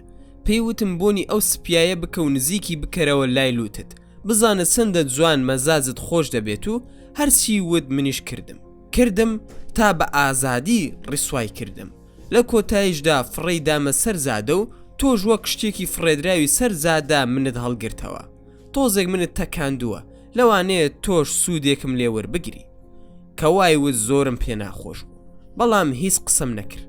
کەمێک بێدەنگ بوو دڵی پڕ بوو. هەستم کرد فرمێسک بە چاویدا وەک بۆڵەی ترێ دێتە خوارێ و لە نێو چاوانیشیدا عارەقی شەرم دەتکێ. پێم وت ئارام بەرەوە کۆتای بە باسەکە بهێنە گرنگ ئەوەیە کە تۆ ئێستا لە شوێنێکی زۆر هێمنی و برای خۆل لە تەنیشتەوەیە و ئامادەیە هەموو خەمەکانت لە کۆڵ بگرێت. ترێخان پێویست ناکە ئاوا بە کۆڵ بگریت، ئارام بە. شەویشمان درەنگ کردووە، من دەبێ بگەڕێمەوە بۆ ماڵەوە، تۆش پشوویەکی ئەرخەوانی بدە. سبەینێ خوا یار بێ دێمەوە بۆلات. تکایە هەست بە هیچ ناڕەحەتیەک مەکە. وەک پێشتریش پێم وتی مەبەستی من تەنها چاکەیە، دەمەوێت لە دەواازەی خێردا ئارام بگرم و هیچ ئیشێکم بە تۆ نییە. جارێ بەخوا دەسپێرم، من دەڕۆم، لە بیرشن نەچێت، ئەو خوای من سپاردا زایە ناکە. دەستم کرد بە گیرفانمدا مەبلەغێک پارەی بۆ بەجێ بهێڵم، نەوەک پێویستی بە پارە بێ. پارەکەم خستە ژێر سەری نەکەی و سرم داخست و گەڕامە دواوە. دووبارە ماڵ ئاوایم لێ کرد، لە ژێر لێوەوە وتی خواد لەگەڵ، بەڕاستی نمونەی مرۆڤ لە تۆدا دەبینم. ماڵ ئاوا هێدی کەوتمە ڕێ. لەو شەوەدا خۆشیەک بەری دڵمی گرتبوو و ئارامیش وەک چەرچەفێکی ناسک هەموو ڕۆحی داپۆشی بووم. هەرچەندە کۆتەکەم لە ژوورەکەی ئەودا بەجێهێشت بوو، بەڵام سەرمای ئەو باکوورستانە هیچ کاری لە لاشەی من نەدەکرد. بۆیە زوو بەدەم ڕێگاوە دەموت وەرە ئێستا بگەڕێەوە ماڵەوە، بەم هیلاکیە دەست بکە بە قاپ شۆردن. کە گەڕامەوە سەرخێڵ و یوسف لە ژێر جێگاکەیانەوە بە بێدەنگی و بە چرپەوە باسی منیان دەکرد. گوێم لێبوو سەرخێڵوتی ئەو زاڵمە گەڕایەوە، هەر لەبەر ئەوەی کە قاپەکان نەشوە چۆن خۆی لە ئێمە ون کرد. ئێستا 1500 عوزرمان بۆ دێنێتەوە و ڕازیشمان دەکە. منیش چوومە نێوان هەردووکیان دانیشم و پاڵمدا بە دیوارەکە، بە زەردەخەنەیەکەوە ئاهێکی خۆشیم هەڵکێشە. یوسفی هاوڕێمان شاعیر بوو، زۆر جار بە ئەدەبیانە قسەی دەکرد. یوسف دەی چیت پێ باسی بکە بۆمان، نازانم پێت بڵم دڵت خۆشیان بێزاری. زەردەخەنەی لێوت پرشنگی خۆشەویستی دەڕوێنێ و ئاهەکەشت لەگەڵ هەناست حەسرەتی مەیوسی پێوە دیارە. لێت تێناگەم، جاروبار وا دەتبینم کە هەنگوینت لە دارگوێزدا دۆزی بێتەوە و هەناسەکەشت ئەشک و خەفەت تیایدا بەرزەستە دەبێ. سەرخێڵ وازدەم قسە ئەدەبیانە بهێنن، چی بووە بیڵێ وا من خەریکە گوێرەکەیەکم دەبێ. منیش دیسانەوە ئاهێکی ترم هەڵکێشاوتم، جارە پێم بڵێن قاپەکانتان شۆردووە یان نا، تاریکە هیچ نابینم، چونکە ئەگەر قاپەکانتان نەشۆرد بێ توانای ئەوەم نامێنێ کە پێتان بڵێم چی ڕوویداوە. سەرخێڵ توانات هەبێت خەسرە و گیان، هەر منی کڵۆڵ نیم، ئەبێ لە زەحمەتە جێگیری تۆ بم و لە خۆشیشدا یوسفی برام، جا لەبەر ئەوە قسەکانت بکە بە ئارامی. یەکسەر باسی هەناسە ساردی کچۆڵەکەم کرد کە بە دوای ئازادی و یەکسانی داوێڵ بووە.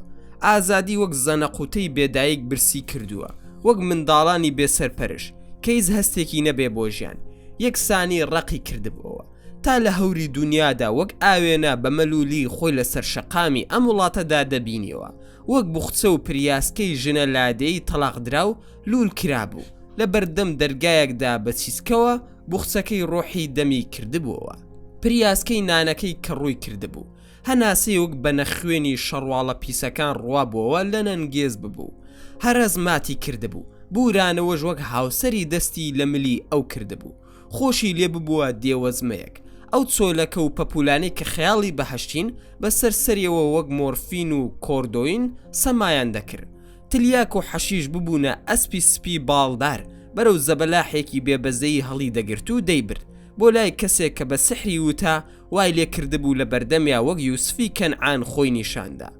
تا ئێرە تێگەیشتوم لەوە زیاتر نەمویست دەرگای دەمی ئەو زێرابە بکەمەوە و بۆ گەن و هاڵاوەکەی بەسرمدا بێ، بۆیە زوو خەفەم کرد وەک زۆپای دار هەموویم کردە ژیلەمۆ، لە سنگری بەرگریدا دامنا و خۆم ئامادە کرد بۆ مەتەرێزی شەرەف. بە تەواوی بەسەرهاتەکەم بۆ یوسف و سەرخێڵ گێڕایەوە. ئاگام لێبوو یوسف کە لە تاواندا باوشی کردبوو بە بەتانیەکەیدا و زووش پەنجەی خۆی دەگەست. سەرخێڵش دەیوت کوا پیاوەتی، کوا ئازادی، ئەمە بەس تەنها جێگایەتی بکوژێت و لە ناو قەبردا سەر بەرەو خواری دابندرێ. ئاخ و حەسرەت ببوونە گۆرانی لە بینی یوسف و سەرخێڵدا یاریان دەکرد. یوسف وەک حەیرانی دەشتی هەولێر دەیسەندەوە و سەرخێڵش وەک مەقامی بەیان واوەی لای بوو بەلایەوە، هەردووکشیان مۆڕەی ڕقیان لە من دەکرد. کەسێک نەبوو کە ڕقی ئەواندا مرکێنێتەوە. وتم من هیلاکم، بەیانی سپێدا کە نوێژمان کرد دوعای خێری بۆ دەکەین، لە پاشان ڕۆ و جەستە داڕوخا و ڕۆحە بەزیوەکەی ترێ دەڕوین تا بزانێ کە سێ کۆڵەکە و سێپایە لە ڕووی ئەودا دیوان دەگرن. مەبەستم ئەوەیە یەکێکیان بۆ ژێر باڵی ڕاستی و یەکێکیان بۆ ژێر باڵی چەپی و ئەوەی کەشیان لە پشتێوە ئامادە باشی خۆیان دەربڕی بخەون تا بەیانی خوا لە سوڵتان مەحموود گەورەترە کە چوونە لای شتی زیاتر ڕوون دەبێتەوە. سەرخێڵ لە ژێر جێگاکەیەوە هەر ئاخی قینی هەڵدەکێشا و دەیوت ئاخ چۆن کەوتینە وڵاتێک کە غیرەت و شەرەفمەندی بۆ تا هەڵمی ئاو زۆر بە ئاستەم دەبینرێ. زووش پرسیاری لە من دەکرد ماڵی ترێ لەکوێیە و دایکی ترێ کێ و ئایا باوکی ماوە؟ ئەی براکانی ئیشیان چیەوە؟ پرسیاری زیاتر و زیاتریشی دەکرد. وتم ئەگەر دەکرێ با بخەوین بەیانی خۆت دەتوانی هەموو پرسیارەکانی لێ بکەی. ئێستا لە کۆڵی من بەرەوە هەر دڵی پیرەژنەکانی ئەم وڵاتەی ئەوەندە پرسیار دەکەی. تووڕە بوو پێی وتم گەردنت ئازاد نەبێ ئیتر بێ سرپا لەی خەوت تا کاتی نوێش. هەڵساینەوە من خۆم گۆڕی و یوسف و سەرخێڵ خێرا بە دوامدا هەڵسانەوە. دەستم کرد بە پێکەنین وتم ئەگەر ئەوە کوڕێک بواە دەهاتن لەگەڵمدا. یوسف پێدەکەنی و سەرخێڵە ژووتی من نایم ئەگەر بێم لەبەر خاتری تۆیە. دانیشت و دەموچاوی دا بەیەکدا. من هەر بە پێکەنینەوە خێرا چوومە لای دەسم خسە سەر شانی و ماسی سەریم کرد و وتم ئەوە چیە شێتە گیان کەس ناوێرێ بڵێت بەری چاوت کلی پێوەیە. یوسف نامەسکاری پێوەیە باوی کل نەماوە. سەرخێڵ بە زەردەخەنەوە هەڵسا و پێڵاومان کردە پێمان و بەرەو نەخۆشخانە کەوتینە ڕێ. بە قسە خۆش و گاڵتە و گەب چوینە ناو نەخۆشخانەکەوە. یوسف خەسرە و بڕۆ پێی بڵێ کە ئێمە هاتوین بۆ لای نەوەک ئامادە نەبێت بە ئاگادار بێ. وتم باشە. چوومە ژوورەکە سەیرم کرد لە ژوورەکەیدا نەبوو. وا هەستم کرد کە چوو بێت بەلایەکدا یان ئیشێکی تایبەتی هەبوو بێ. زۆر ساوەڕێم کرد بەڵام هەر دیار نەبوو. چووم لە پرزگەی نەخۆشخانەکەدا پرسیارم کرد وتی کە ئەم شەو درەنگ ڕای کردووە نازانین کە بەرەو کوێ ڕۆشتووە بەڵام ئێمە بە تۆ هەڵخەڵەتین. وتمان کە لە لایدا دەمێنێتەوە تۆ چۆن خوشکی خۆت لەو کاتە بەجێ دەهێڵی. ئەی دکتۆر پێی نەوتی کە نابێ پارە یان شتی گران بەهای پێبێت وەک زێڕ و زیو؟ زۆر سەرسام بووم وتم نەخێر ئەو خوشکی منە و نە دکتۆر هیچی بە من نەوتووە. پەرستارەکە ترێ لە ناو پەرتووکی زانیاری نەخۆشخانەکەدا ناوی تۆی بە برای خۆی بردووە. بەداخەوە ئەو ڕای کردووە چونکە پێویستی بە مادە سڕکەرەکان بووە. دەبوو تۆش و ئێمەش زیاد لە پێویست ئاگادار بووینایە. بەداخەوە ئەیتر من تێگەیشتم کە هەڵەیەکی زۆر گەورەم کرد کە پارەم بۆ بەجێهێشت. زۆر بە مەئیوسی گەڕامەوە لای یوسف و سەرخێڵ. زۆر مات ببووم. سەرخێڵ ها ئەوە چییە؟ چی ڕووی داوە خۆ سەلامەتە؟ وتم نەخێر. سەرخێڵ مرد؟ وتم نا بەڵام خۆزگە بمردایە و پارەم بۆ بەجێ نەهێشتایە. بەداخەوە ڕای کردووە چونکە لەشی پێویستی بە مادە سڕکەرەکان بوو. نازانم چی بکەین با بڕۆین. دیارە ئەوەی کە ئێمە چاوەڕێمان دەکرد نەبوو خێرەکەمان تا کۆتایی نەبردە سەر بەڵام خوا چاکەی چاکەکاران ون ناکە بەویستی خۆیەتی. سەرخێڵ خەسرە و ئەی تۆ نەدوت کە کاتێ ترێ بێهۆش بووە ژمارەی تەلەفۆنەکەی ئەوت لێداوە؟ وتم باوا بوو. وتی دەکەواتە سەیری ناو دەستێکت بکە بزانە ژمارەکەی چەندە تەلەفۆنی بۆ بکە تا بگەڕێتەوە یان بچین بیبینین. بۆ چوونەکەی سەرخێڵ زۆر باش بوو. گەڕام بە دوای ژمارەکەیدا و دۆزیمەوە بەڵام هەرچەندە پەیوەندیم پێوە کرد بەداخەوە تەلەفۆنەکەی داخرا بوو. هەر چۆن بوو ژمارەکەیم لە ناو دەستێکەمدا یادداشت کرد تا لێم ون نەبێ. گەڕاینەوە بۆ ماڵەوە. ئەو ڕۆژە هەموو داوای پشومان کردبوو لە کارەکانمان. یوسفی شێخ مەحشیەکی خۆشی بۆ دروست کردبووین بۆ بەربانک بێ ئێوە ناخۆش خواردمان. سەرخێڵ من 2 جار قاپیز دەکەم جارێک لە پاداشی دوێنێ جارێکیش ئەمڕۆ. پاشان دانیشین و قسەی خۆشمان دەکرد. بیرم کردەوە کە جارێکی کا پەیوەندی بە ترێوە بکەم. بە سەرخێڵم وت دەتوانم تەلەفۆنەکەی تۆ بەکار بهێنم؟ سەرخێڵ دیسان بۆ ترێخان بەکاری بێنە تا دەیدۆزیتەوە بەڵام من تێناگەم تۆ بۆ ئەوەندە خۆتی پێوە هیلاک دەکەی. وتم دیارە لەبەر تەلەفۆنەکەیەتی کەوا دەڵێ. ڕوون کردە یوسف و پێم وت یوسف ئەوەی تۆ بەکاردەهێنم. سەرخێڵ سوێندی خوار کە مەبەستی ئەوە نییە بەڵکو مەبەستی منە.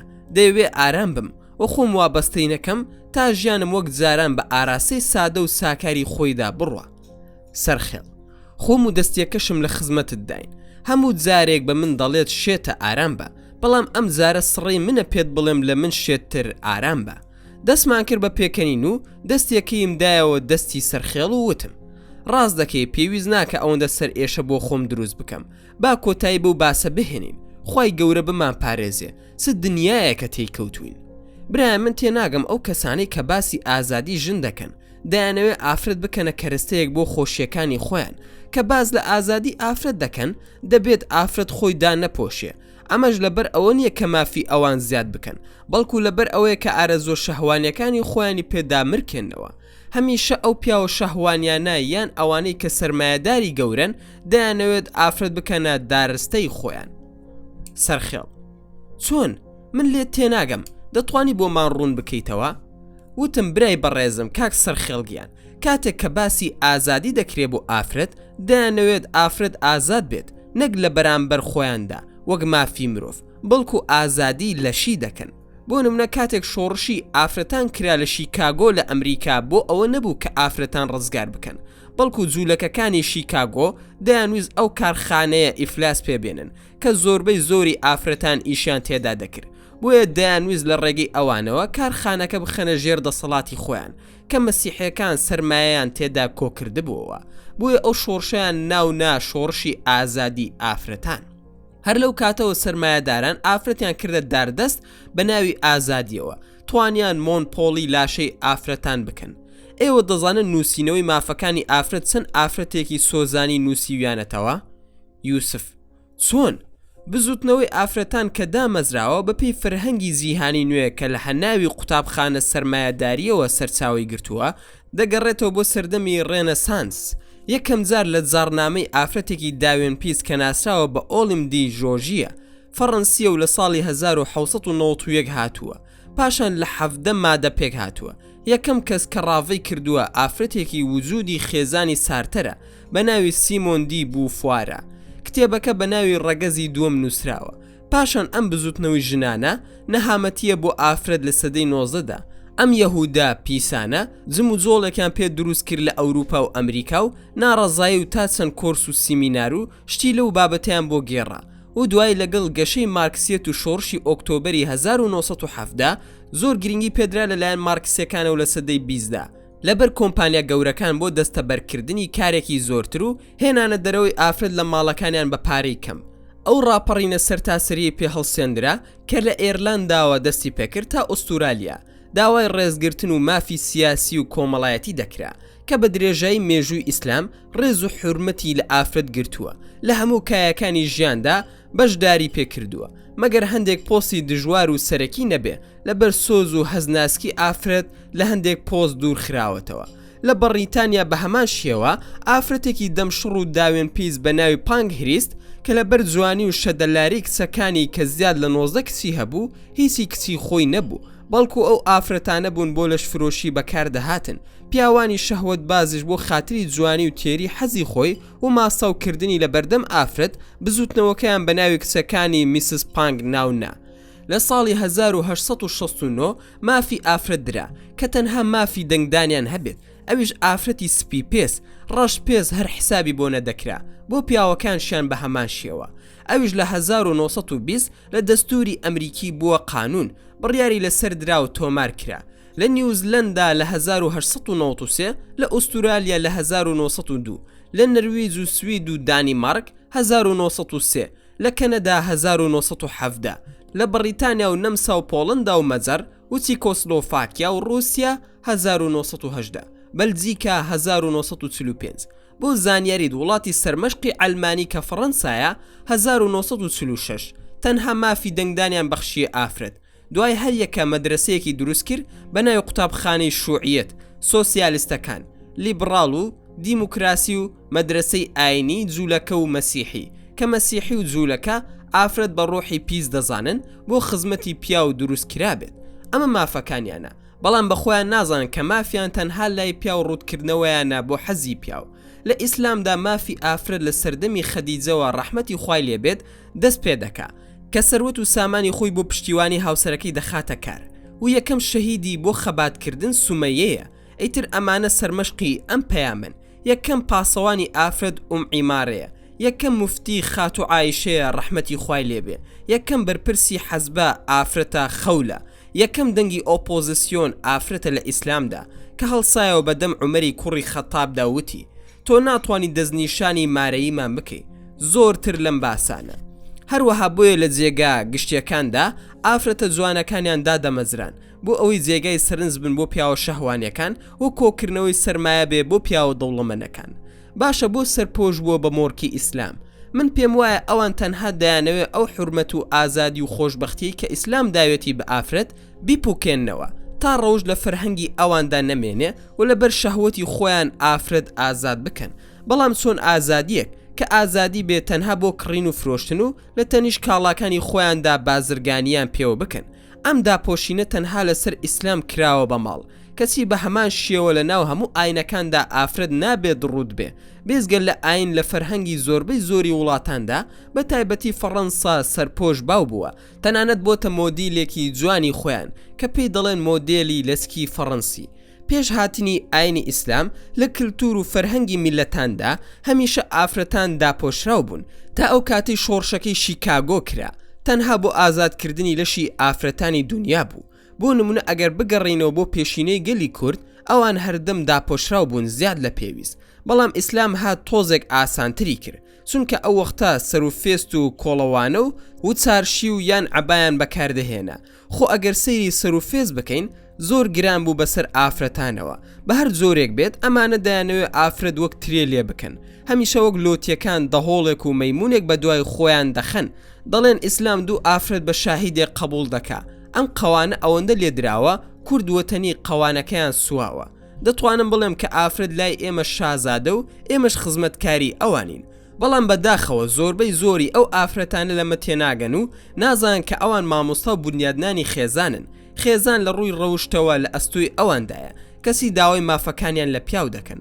دەبوو ئەوان مافەکانی خۆیان بەسەر پیاواندا بسەپێنن و سەرچاوی مافەکانیان لە قورئانەوە وەربگرن کە خوای گەورە مافی ئەوانی دابین کردبێ، کەواتە موسڵمانان لە ئاس فەرمانی خوای گەورەدا ملیان تاڵە مویەکە. بۆیە دووبارەی دەکەمەوە کە ئەوان سەرکردە و ئێمەش جەنگاوەر. ئاگادار بووم سەرخێڵ سوور ببووە، بۆیە خێراوتی ئەرە خەسرە و تۆ ئافرەتت کرد بە چی؟ واد لە من کرد کە نەوێرم لە ژیانمان ژن بهێنم، زۆر قورسی مەکە لە سەرمان.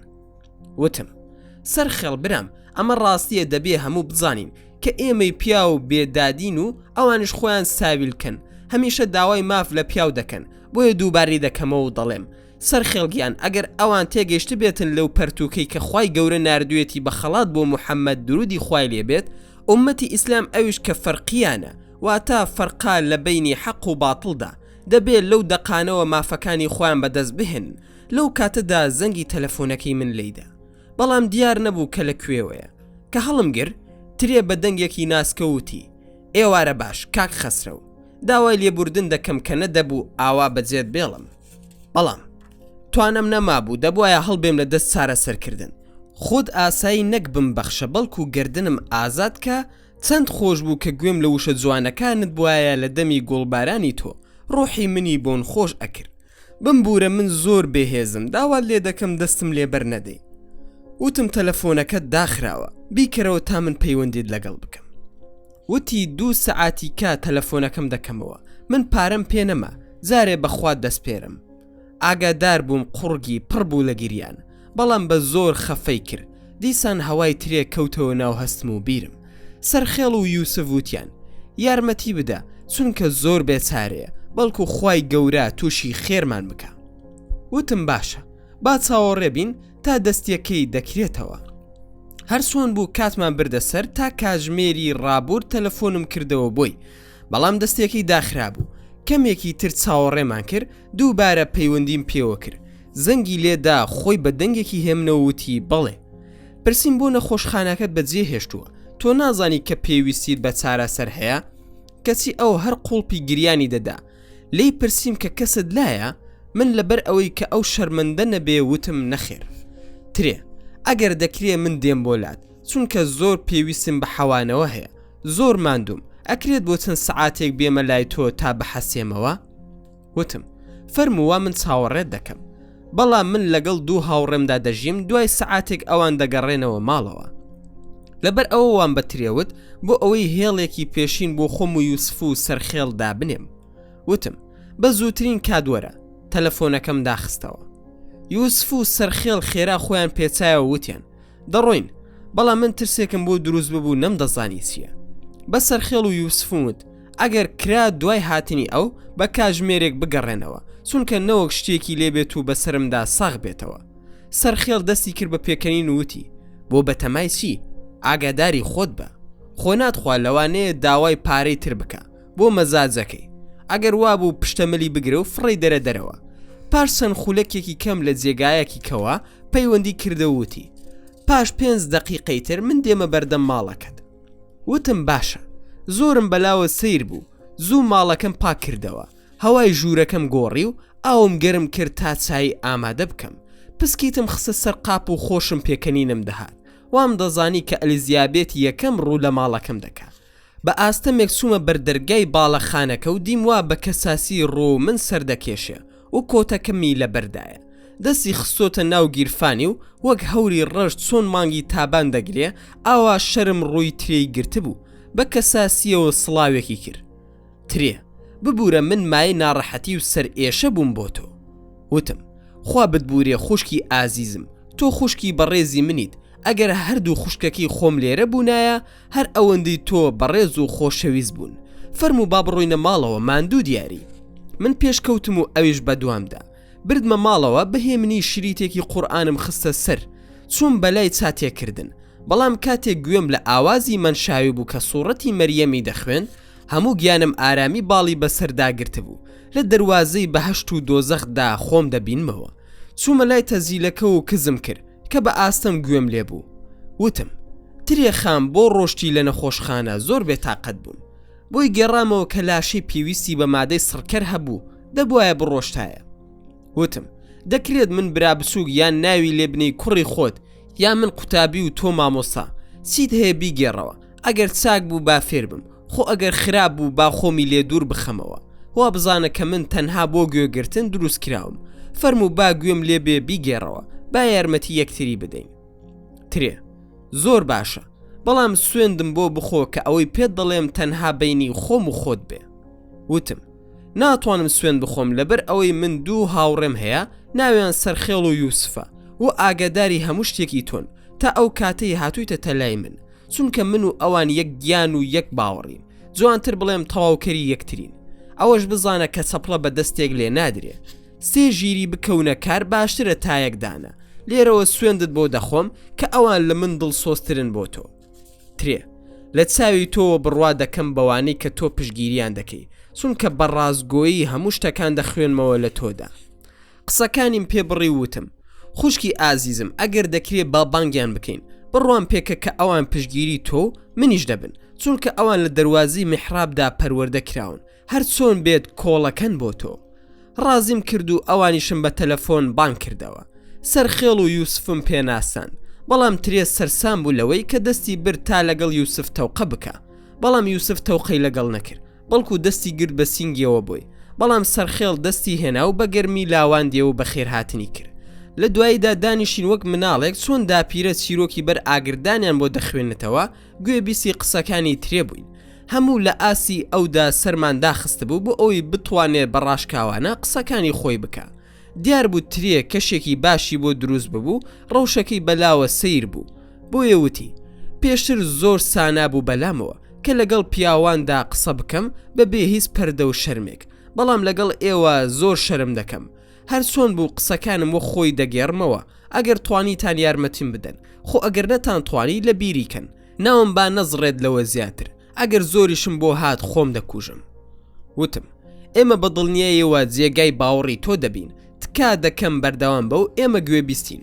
فەرموو ترێ لە دوای ئەوەی کە خۆم فێربووم بە کۆردۆین و مۆرفۆین بەکارهێنان، ئێستا ئازاد داوای ئەوم لێ دەکا کە هاوڕێکانی خۆم فێر بکەم و لەگەڵیاندا بیفرۆشم.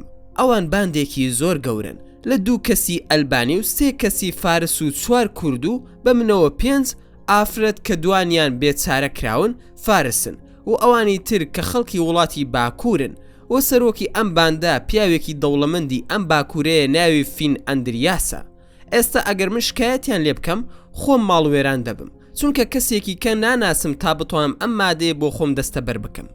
لە هەردوو لاوە ڕۆچووم ئەگەر واز بێنم ئەوان خەڵکی کەی وەک من فێر دەکەن بۆیە پێتان دەڵێم تخوا یارمەتیم بدەن ئەیتر ئەوەندە گریا و فرمێسک و هەنسک و دەنکی تێکەڵی یەک ببوون. یوسف تەحملی نەما دەستی کرد بە گریان. سەرخێڵ لە تاواندا لێوی خۆی دەگەزی و منیش وەک بیری ئیرتوازی هەناسەکەم قوڵتر دەبوو. سەیرێکی یەکتریمان کرد و یوسف وتی برایان چی بکەین؟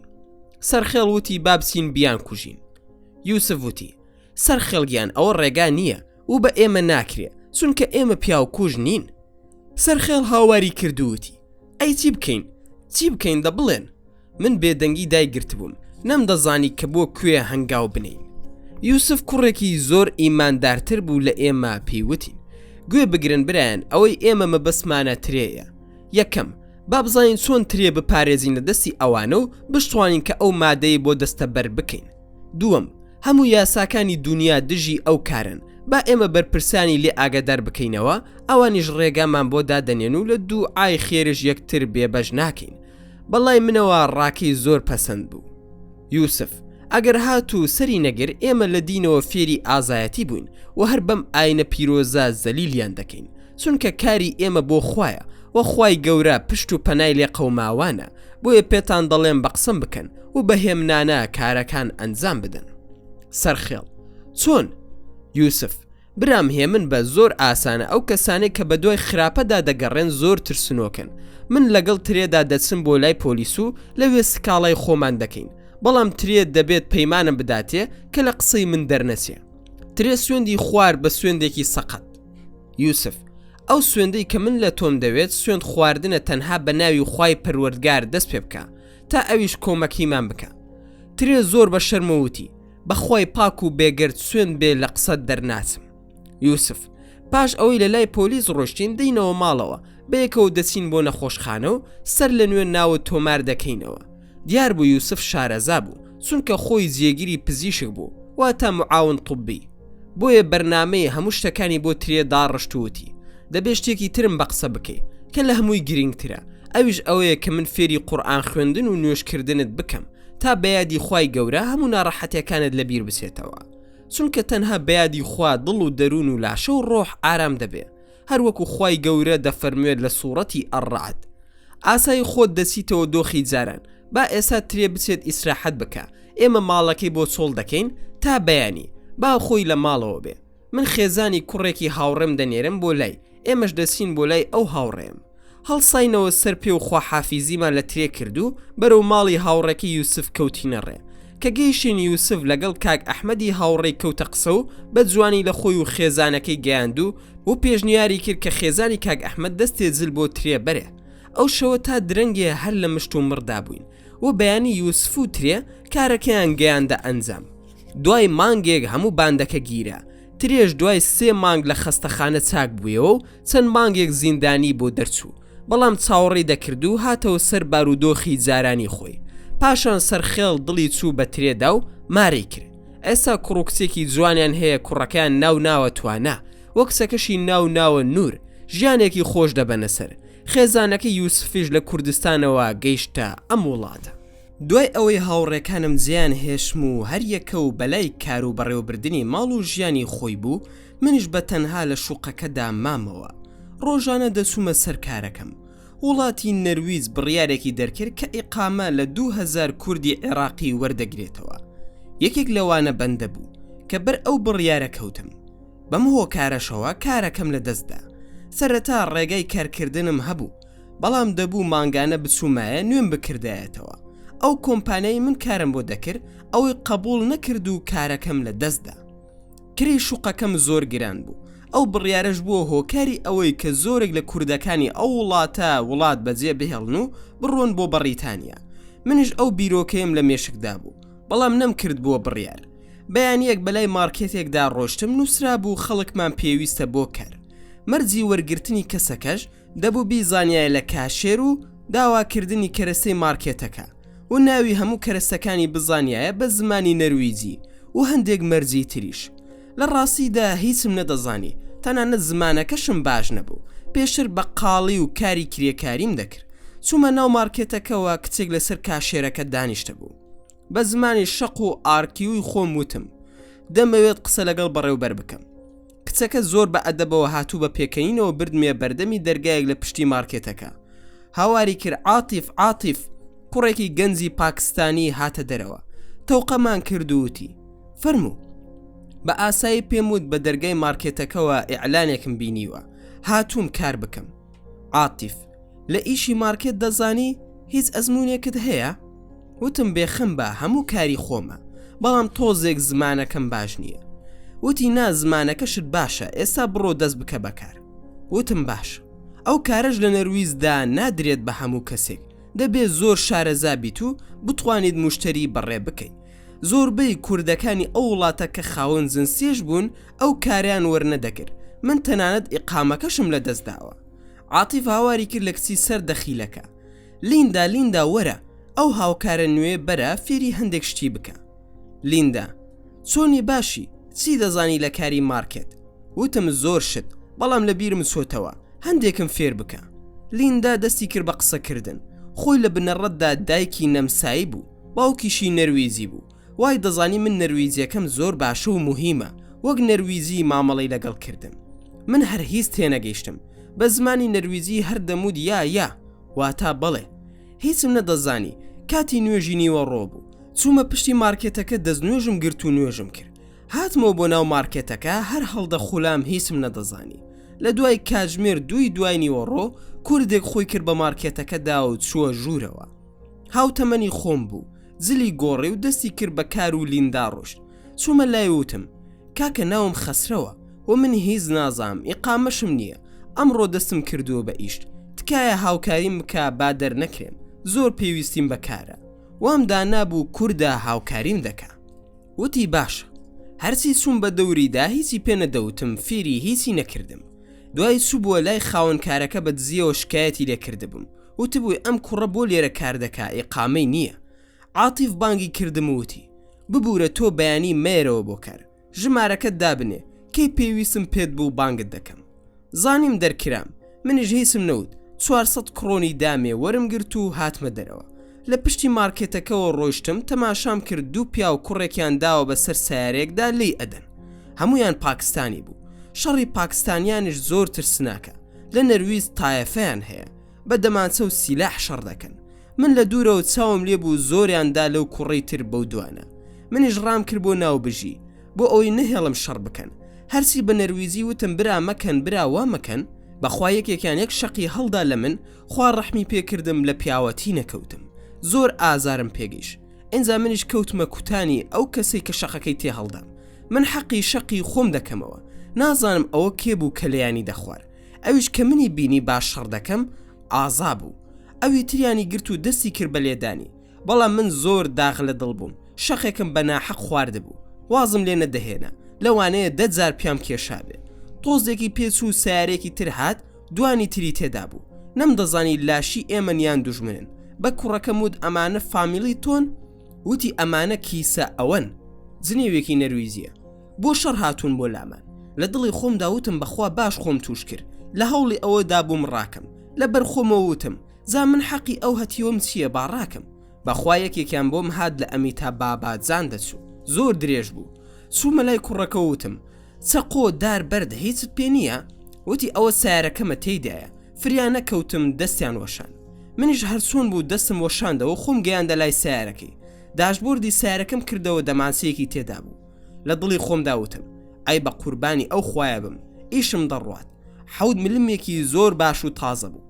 ئەوەندە جوان بوو خەریک بوو بیبم بۆ خۆم، هەر شەڕ نەکەم. بەڵام ئەو کەسەی کە لە ئەمیتا باباتزان دەچوو وازی لێ نەهێنام، هەر دەهات بۆلام.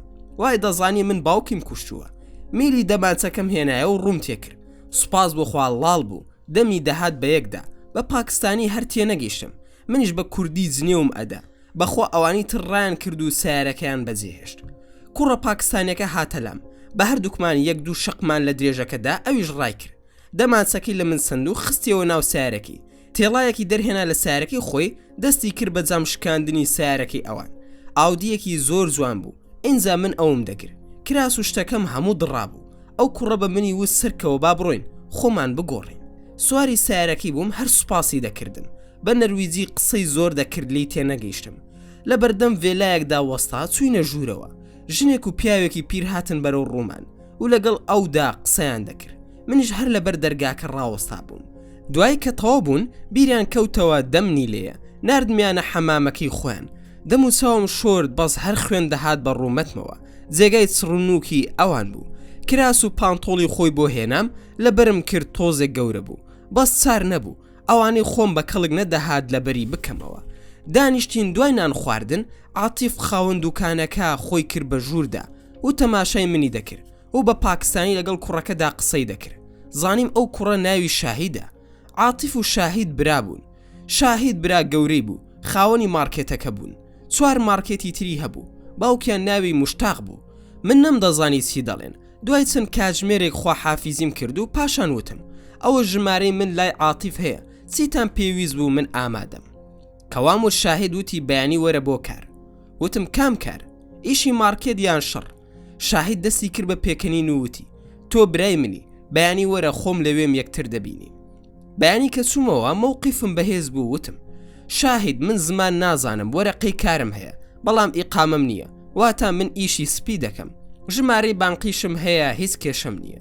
شاهید خۆم فێرت دەکەم هەموو ئیشەکان و لینداش فێری زمانت دەکا، تۆ سەرپەرشتی دوکان بکە.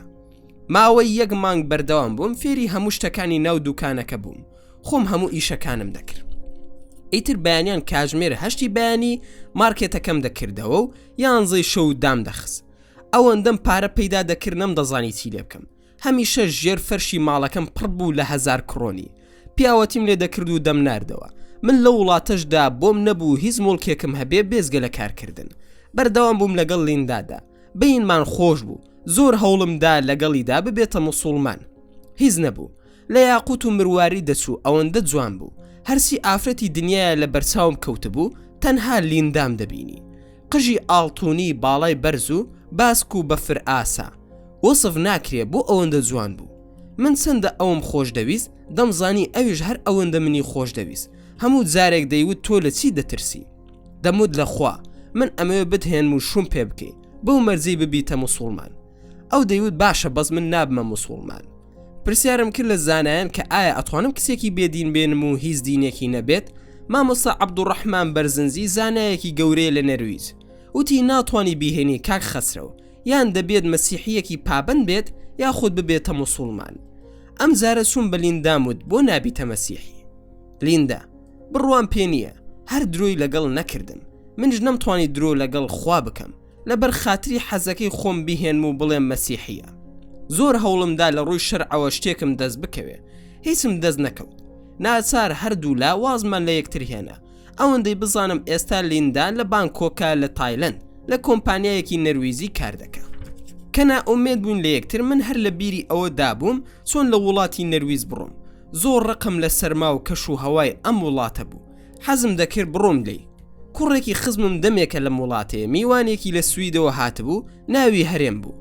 هەرێم ڕەبن بوو، واتە زگورتی بوو. ئەو خزمەی منیش خاوەن خێزان بوو. حەزی نەدەکرد لە ماڵی خۆیاندا بیخەوێنێ. ناردی بۆ لای من. هەڵبەت لە سویدەوە هاتبوو بۆ نەرویز بۆ ئیش دەگەڕا. ئیشم بۆ دۆزیەوە. ئاهاتەوە لای من ماوەیە کاری کرد. بەس دیار بوو زۆر حەزی بە نەرویز نەبوو. گەڕایەوە بۆ سوید. تەلەفۆن لە نێوانماندا هەبوو. ڕۆژێک لە سوید لە رادیۆ باسی منی کردبوو کە شعر دەنووسم، کۆڕێکی شعری گێڕا بۆ چەند شاعیرێک. منیشیان بان کردبوو ڕۆشتم. لە دواییدا هەرێم دەستخۆشی لێ کردمەوەتی. دەچینەوە بۆ ماڵی ئێمە بۆ نان خواردن. کە چووم لە ماڵی ئەوان کسێکی لێبوو ناوی نەوژین بوو. چاوم چووە سەری. ئەویش دیار بوو ئاگای لە چاوی من بوو. بەڵام من گەڕامەوە بۆ نەرویز و لە دوای چەند ڕۆژێک تەلەفۆن کراو. لە دوای ئەحواڵ پرسین هەواڵی نەوژینم پرسی و وتم هەرێم بزانە شو ناکە، پەیوەندی نێوانمان ڕێک بخە. هەرێم بەسەر چاو خزمی خۆمە و تا بڵێ کچی چاکە. وتم زۆر باشە، ئاگادارم بکەرەوە بە زووترین کات، چونکە ئەگەر ئەوە ببێ بە نسیب ناڕۆم بۆ بەڕیتانیا. دوای 2 هەفتە هەرێم تەلەفۆنی کردووتی قسم لەگەڵ نەوژین کردووە و پێی خۆش بووە. وتێتی با لەگەڵ خەسرە و قسە بکەم. لێرەدا عیشق مانای نامێنێ. تەمەن بەرەو سەر دەڕوات و مرۆڤ هەز بە دامەزراندنی خۆی دەکا. دەبێ ئیتر ماڵ دروست بکە، ژیانی هەبێت و ببێتە خاوەن منداڵ و پرۆسەیەکی کۆمەڵایەتیە. دەبێت هەموو کەسێک پێیدا بڕوە. بەو هۆکارش دەبوو من بە دوای ژندا بگەڕامایە، چونکە خەڵکانێکی وەک ئێمە و مانان سوپاس بۆخوا دوور بووین لە کاری داوێن پیسی و نەدەچوونە دیسکۆکان و ژیانێکی ئاسایی و سادەمان هەبوو. بوارێکی ئاسایی بوو دەگەڕین بە دوای دروستکردنی خێزاندا. هەرچەندە ئەمە لای هاوڕێنا پابەندەکانمان بە ئیسلامەوە جێگای گاڵتە پێکردن بوو، دایانوت خۆی توش کرد بە ژنەوە. لێرەوە عیشق مڕاحقانەیە و باوی نامێنێ و گۆڕانکاری و قۆناغێکی ترە، بەڵکو بە ڕژدێکی تر مرۆڤ دەڕوە، ئەویش دروستکردنی کەسایەتی و بنیادنانی خۆیەتی. لە دوای قسەکردن لەگەڵ نەوژین بە تەلەفۆن و گۆڕینەوەی بیرروڕا ڕازی بووین کە بیهێنم. لە کوردستان کە سوکارم نار بۆ داوای و لێرەش خۆم داوام کرد لە خوشکێکی گەورەی و برایەکی. هەموو لایەک ڕازی بوون. بڕیارە درا کە من لە نەرویزەوە بسمە ستۆکهۆلم و ژیان دروست بکەم. چوومە داوای نەوژین و هەردوو لا ڕازی بووین. وا هەستم دەکرد ژیانم خۆش دەبێ. نەوژین تا بڵێ کچێکی چاک و خاوەن حورمەت و ئەدەب بوو و جوانیش بوو. ئەو لەوە دەترسا کە من دڵم پیس بێ، منیش لەوە دەترسام ڕۆشنبیری من قبول نەکا. چەند جار ئەوەم دا بەگوێدا کە مرۆڤی دڵپیس نەخۆشی دەرونی هەیە، خۆی پیسە بۆیە دڵیشی پیس بووە. کاتێک مرۆڤێک پارێزەری حیا و حورمەت و کەسایەتی خێزانیەتی، ئەمە ناکاتە دڵپیسی، بەڵکو ڕاگرتنی خێزانە، چونکە پیاوە هەمیشە پێشەنگە بۆ هاوسەرەکەی. ئەگەر پیاوەکە درۆزن بوو یان داوێن پیس بوو یاخۆ دز بوو یان هەر کارێکی بەدڕەوشتی تر، ئەوە هاوژیرەکەی یان چاوی لێ دەکا یاخۆ تۆڵەی لێ دەکاتەوە، یان خێزانێکی سووک دەبن و هەمیشە ئاژاوە لە ماڵیاندایە. نەوژین ئافرەتێکی تا بڵێ ناسک و هەزوان بوو، بەڵام دنیای ئەو دنیای من دووشتی جیاواز بوو. ئەو حەزی دەکرد لەناو خەڵکیدا خۆی بنوێنێت و شانازی بە هاوسەرەکەیەوە بکە. ئەمە لە ڕاستیدا بەشێکی باشەی تێدایە، زۆر خراپ نییە. خراپەکە لەوەدا بوو کە دەیویست لەسەر برینی خەڵکی تر یاری بکە، دەیویست خۆی بابدا لای هاوڕێکانی. ئەوان خاوەن هاوسەر نەبوون، خاوەن دەستگیران نەبوون. چەند جار دەموت سەما مەکە لەسەر برینی ئەوان، کێشە نییە. ئەوەی تۆ پێت خۆشە لە مندا دەیکەم، حورمەتت دەگرم، چاوم ناسێتە سەر هیچ ئافرەتێکی تر، هەرگیزش خیانەتت لێ ناکەم. لە هەمان کاتدا منەتی شت بەسەردا ناکەم بڵێم بۆ تۆی دەکەم، نا بەڵکو ئەوە ڕەوشتی خۆمە. تۆ خێزانم بیدیان نەبیت من هەروە دەبم. ئەوەی من دەمویست ببێت داپۆشراوی بوو، کەسی ئەو بەدڵپیسی تێدەگەیشت. ئەوەی من دەمویست ببێت خوا ناسی بوو، کەسی ئەو وای دەزانی من کەسێکی داخرا و وشکم. ئەوەی من دەمویست ئەوە بوو کە ئافرەت بوونی خۆی بپارێزێت و وەک ئافرەتانی شەرقی ڕەفتار بکە، چونکە ئێمە ئەوروپی نین. بە پێچەوانەوە ئەویش دەیویست من کەسێکی خۆی ئاسایی بم، ئەوروپی ڕەفتار بکەم، جلوبەرگم جلوبەرگێکی نامۆ بێ، تێکەڵاوی هەموو کەس بکەم و هەروەها لەگەڵ ئەوەشدا زۆر یەکترمان خۆش دەویست، بەڵام نەمدەویست درۆی لەگەڵ بکەم. هەستیشم دەکرد من تەلەڤیزیۆنم نەکڕیوە یاخۆ سەلاجە تا گرنتی لەگەڵ بێ. بۆیە ڕۆژێک هەردووکمان بەیەکەوە چوینە دەرەوە، بۆم باسیر کە من و تۆ زۆر دوورین لە یەک. ڕاستە یەکترمان خۆش دەوێ، بەڵام خۆشەویستی و حەز لە یەکترکردن جیاوازە لەگەڵ ڕەحمەتی نێوانمان و گرێدانی خێزان و هاوسەرگیری. ئەگەر بەم شێوەیە بڕوا من لە جەمسەری باکوور و تۆش جەمسەرێکی تر بگریت، ئەوە خۆشەویستی دەبێتە ڕق و کینە و بغس. منش پیاوێکی تووڕەم دەترسم ئازار بخۆی بەدەستم. پێت چۆنە لەم لووتکەیەدا زیا ببینەوە یان ئەوەی من دەمەوێت وابێ. دیار بوو ئەویش داواکانی منی پێ قبول نەکرا و زۆر بەهێمن و بە ئاسایی جیابووینەوە. تەنانەت ئەو ئێوارەیە کە لە ماڵی خوشکەکەی نانمان خوار هەموو شتێک کۆتایی پێهات. هەموو لا دەستیان کردە گیران و ناڕەحەت بوون بە ڕەوشەکە. بەڵام چار نییە، خۆشەویستی خێزانی چەند ڕۆژێک نییە. من گەڕامەوە بۆ نەرویز بۆ سەرکارەکەم. کۆتایی بەو ژیانە هات. ئاگام لێ بوو خەڵکی زۆر باسی دەکردم، دەیانوت خەسرە و لەگەڵ کەس ناگونجێ، بەڵام من گوێم بە قسەی کەس نەدا. ئەو ساڵە ئیقامەی ساڵێکم بۆ نوێ کرایەوە و سەفەرم کردەوە بۆ کوردستان. گەڕامەوە نەرویز، بینیم شاهید و عاتیف دوکانیان پێداخرا و شاهید ڕای کردووە بۆ بەڕیتانیا 5 ملیۆن کڕۆنی لە حکوومەتی نەرویجی دزیوە. وازم لەوان هێنا و گەڕام بە دوای کاردا. دوو برای فارس بە ناوی سەعید و کاوە خاوەنی دوکانی ڤێڵڤین بوون، لای ئەوان دەستم کرد بەکار. لە دوای ساڵێک یەکەمی هەموو ئۆسلۆم بەدەستهێنا بۆ زۆر فرۆشتن. ڕۆژنامە و گۆڤار و تەلەڤیزیۆن باسی دەکردم. 10,000 کڕۆنم بە دیاری وەرگر لە کۆمپانیاکە، لەگەڵ بلیتێکی تایارە بۆ ئیسپانیا و لۆگۆیەکی ئاڵتونی کۆمپانیاکە کە بای 15,000 کڕۆن بوو. پاسەپۆرتەکەم 2 مانگی تێدا بوو. ویستم بسم نوێی کەمەوە کە چوومە لای پۆلیس لیان وەرگرتمەوە. وتیان خۆت ئامادە بکە بۆ ناردنەوەت بۆ عێراق، تۆ لەم وڵاتەدا هیچ مافێکن نییە و سەدام ڕووخاوە وڵاتی ئێوە ئاسایشە. منیش ئەوەی بڕوام نەدەکرد ئەوە بوو. چوومەوە بۆ کار. سەعید خاوەن کارەکە وتی بۆ بێزاری حاڵ و گوزەرانەکەم بۆ باس کرد. خێرا تەلەفۆنی کرد بۆ پارێزەرێک باسی کێشە و کەیسی منی بۆ کرد. داوای 6,000 کڕۆنی کرد بێ ئەوەی من قسە بکەم و پێم بڵێت خستیتە سەر ژمارەی بانقی پارێزەرەکە و دوای تەواوبوونی کارەکەشم 10,000 کڕۆنی تری دەوێت. منیش بە سەعیدم وت وا مەکە من نانێرنەوە چونکە ڕاستە ئەوە بڕیارە بەڵام زێبەجێ ناکرێت و دڵنیا بە ناتوانن بمنێرنەوە. ئەوەندەی کە سەعید خەمی بوو من هەر خەمم نەبوو. هەموو سەری مانگێک ڕەفزێکم بۆ دەهات. ئەوەی کە پارێزەرەکەم کردی ئەویش هەر ڕەفزم بۆ هاتەوە. مەلەفم لە نەرویز بە تەواوەتی داخرا. هیچ هیوایەک نەما. هەرچی شتم هەبوو فرۆشتم. هیچم نەما. خۆم ئامادە کردبوو بۆ ئەوەی بڕۆم بۆ بەریتانیا لەوێ داوای پەنابەری بکەم. زۆربەی هاوڕێکانم ڕۆشتن. کۆمەڵی خزمی خۆمان هەبوون مەریوانی لە شارێک بە ناوی هاوگەسۆن. پێشتر یەکترمان بینی بوو. ئەوان پەیوەندیان بە منەوە کردبوو بە هۆکاری پیاوێکی پێنجوێنی ڕەفیقم. منیان دۆزیەوە. وتیان ئێمە خزمین. منیش زۆرم خۆش دەویستن. یەک زار سەفەرم کردبوو بۆ لایەن. وچبوومەوە خزمەتی هەمویان. ئەوان بۆ من ماڵە باوان بوون. داوای کچێکم لێ کردبوون. کچەکە منی نەدی بوو. منیش کچەکەم نەدی بوو. بەڵام لەسەر وەسف و پیاوچاکی باوکی من ڕازی بووم. لەبەر ئەوەی خانەوادی کچەکە و خانەوادی من تێکەڵ بوون پێش لە دایک بوونیشمان باوکی کچەکە و باوکی من هەردووکیان بەیەکەوە پێشمەرگە بوون. دنیایەک یادگاری و برایەتی لە نێوانماندا بوونی هەبوو. بە کچەکەشان وتبوو مەلا خەسرە و دێتە داوات. زۆر وەسفی منیان بۆ کردبوو.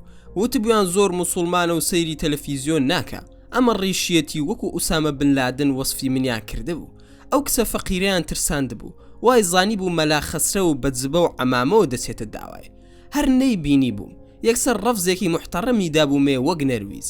ئەمەی باسی دەکەم پێش ڕێکەوتن بوو لەگەڵ نەوژیندا. وتم ڕەفزی داوە ئاساییە. بە دوای ژنی تردا گەڕام. دوای ئەوەی کۆتایی بە هەموو شتێک هال لە نەرویج و بە ئیقامە و بە ژنهێنان و بە فرۆشتنی کەلوپەلی ناوماڵ ئامادە بووم بۆ دەرچوون بۆ بەریتانیا. تەلەفۆنم کرد بۆ ئامۆزایەکی ئەو کسە ناوی کاکاوەیە بە بنەماڵی قادرزادە ناسراون. کاکاوە کاکە بەخوا ناهێڵم بڕۆی. چۆن دەبێ کوڕی عەبدولکەریم لەم وڵاتە بێت و لە ئێمە دوور بکەوێتەوە. وتی دەبێت بێی بۆ ئەم شاری ئێمە. دوای زۆری لێ کردم وتی ئەگەر ڕازی نەبووی ئەوجا بڕۆ. چوون بۆ هاوگەسۆن شاری ماڵی خزمان. ناسیا و خزمان هاتن بەدەمبەوە. شەو دانیشتین. کاک عەلی برا گەوریان وتی من دەچم زارێکی تر داوای شەو بۆت بۆ دەکەم. کاک حسێن فارس ئەویش هەر پێشمەرگەی یەکێتیە و هاوڕێی باوکمەوە وتی منیش لەگەڵ تا دێم با خەسرە و نەڕوات و لێرەدا بمەزرێ. کاک عەلی وتی باوکی ئەو کچە زۆرێکە. پیاوێکی ڕقە لەگەڵ هەموو کەس نەرمونیان و خوڵقی نییە. ئەگەر لە بازار تۆی بینی و خوڵقی گەرم نەبوو ئاسایی وەربگرە. هەرچەندە ڕەفیقی باوکتە. کاک حسێن وتی بەخوا من زۆرم خۆش دەوێ بەڵام ئەوەندەی هاتوومەتە ئەم شارە خوڵقی نەکردوم. وتم ئاساییە. بۆ بەیانی چووینە دەرەوە من و کاک حسێن و فارس و کاک عەلی خەلیفە دەگەڕین لە بازار. کاک جەلال بەرەو ڕوومان هات. کاک عەلی ئینشاءالله ئەوە غەزووری مستەقبەلتە. دوای سڵاو و چاک و چۆنی لە کاک عەلی و لە کاک حسێن زۆر بە ئاسایی مەرحەبای منی کرد. کاک حسێن کاک جەلال ئەم کوڕە دەناسیت؟ کاک جەلال نەوەڵا کێیە؟ کاک حسێن فارس ئەوە کوڕە گەورەی عەبدولکەریمی حەمەسەعی پێنجوێنیە. کاک جەلال چاوی پڕ بوو لە ئاو. باوەشی پیا کردم وتی تۆ برازای منیت و ئەچینەوە بۆ ماڵی خۆمان. ئەوەندە گەرم و گۆڕ بوو لەگەڵم ئاگام لێبوو کاک عەلی خەلیفە و کاک حسێن سەریان سوڕما. کاک جەلال بە منی وت ڕۆڵە بۆ چوویت بۆ جێگای تر. ماڵی ئێمە ماڵی خۆتە و دەبێت بیتەوە بۆ ماڵی ئێمە. ڕووی کردا کاک عەلی وتی دەچم بۆ بازار هەندێک شت دەکڕم و تۆ کاک خەسرە و بێنەوە بۆ ماڵی ئێمە. کاک عەلی خەلیفە تەلاقی خواردووتی کاک جەلالم ئامۆزای گەورەیان بوو. پیانی دەوت کاکە تا ئێستا خوڵقی کەسی نەکردووە بەم شێوەی تۆ. کاک حسێنش وتی با منیش تەلاق بخۆم کە کاک جەلالم خوڵقی کەسمانی نەکردووە بۆ ئەوەی نەڵێ بوختانیان بۆ ئەم پیاوە کرد و کەسی وانە بوو. چوون بۆ ماڵی کاک جەلال. من وەک سروشتی خۆم کابۆیەکم لە پێدا بوو لەگەڵ کراس و چاکەتێکدا. شەو بۆ منی بینی بوو لەگەڵ خوشکێکی تری کەوتبووی نەقسە. خوشکەکەی پێی وتبوو بۆ شووی پێناکەی وەڵا مەلا نییە دیسکۆییە و دەست و پەنجەشی زۆر جوانە. دوای ئەوەی لەگەڵ شەو بوو قسەم کرد پرسیاری ئەوەم لێ کرد کە چۆن پرسیاری ڕابردووم لێ ناکە.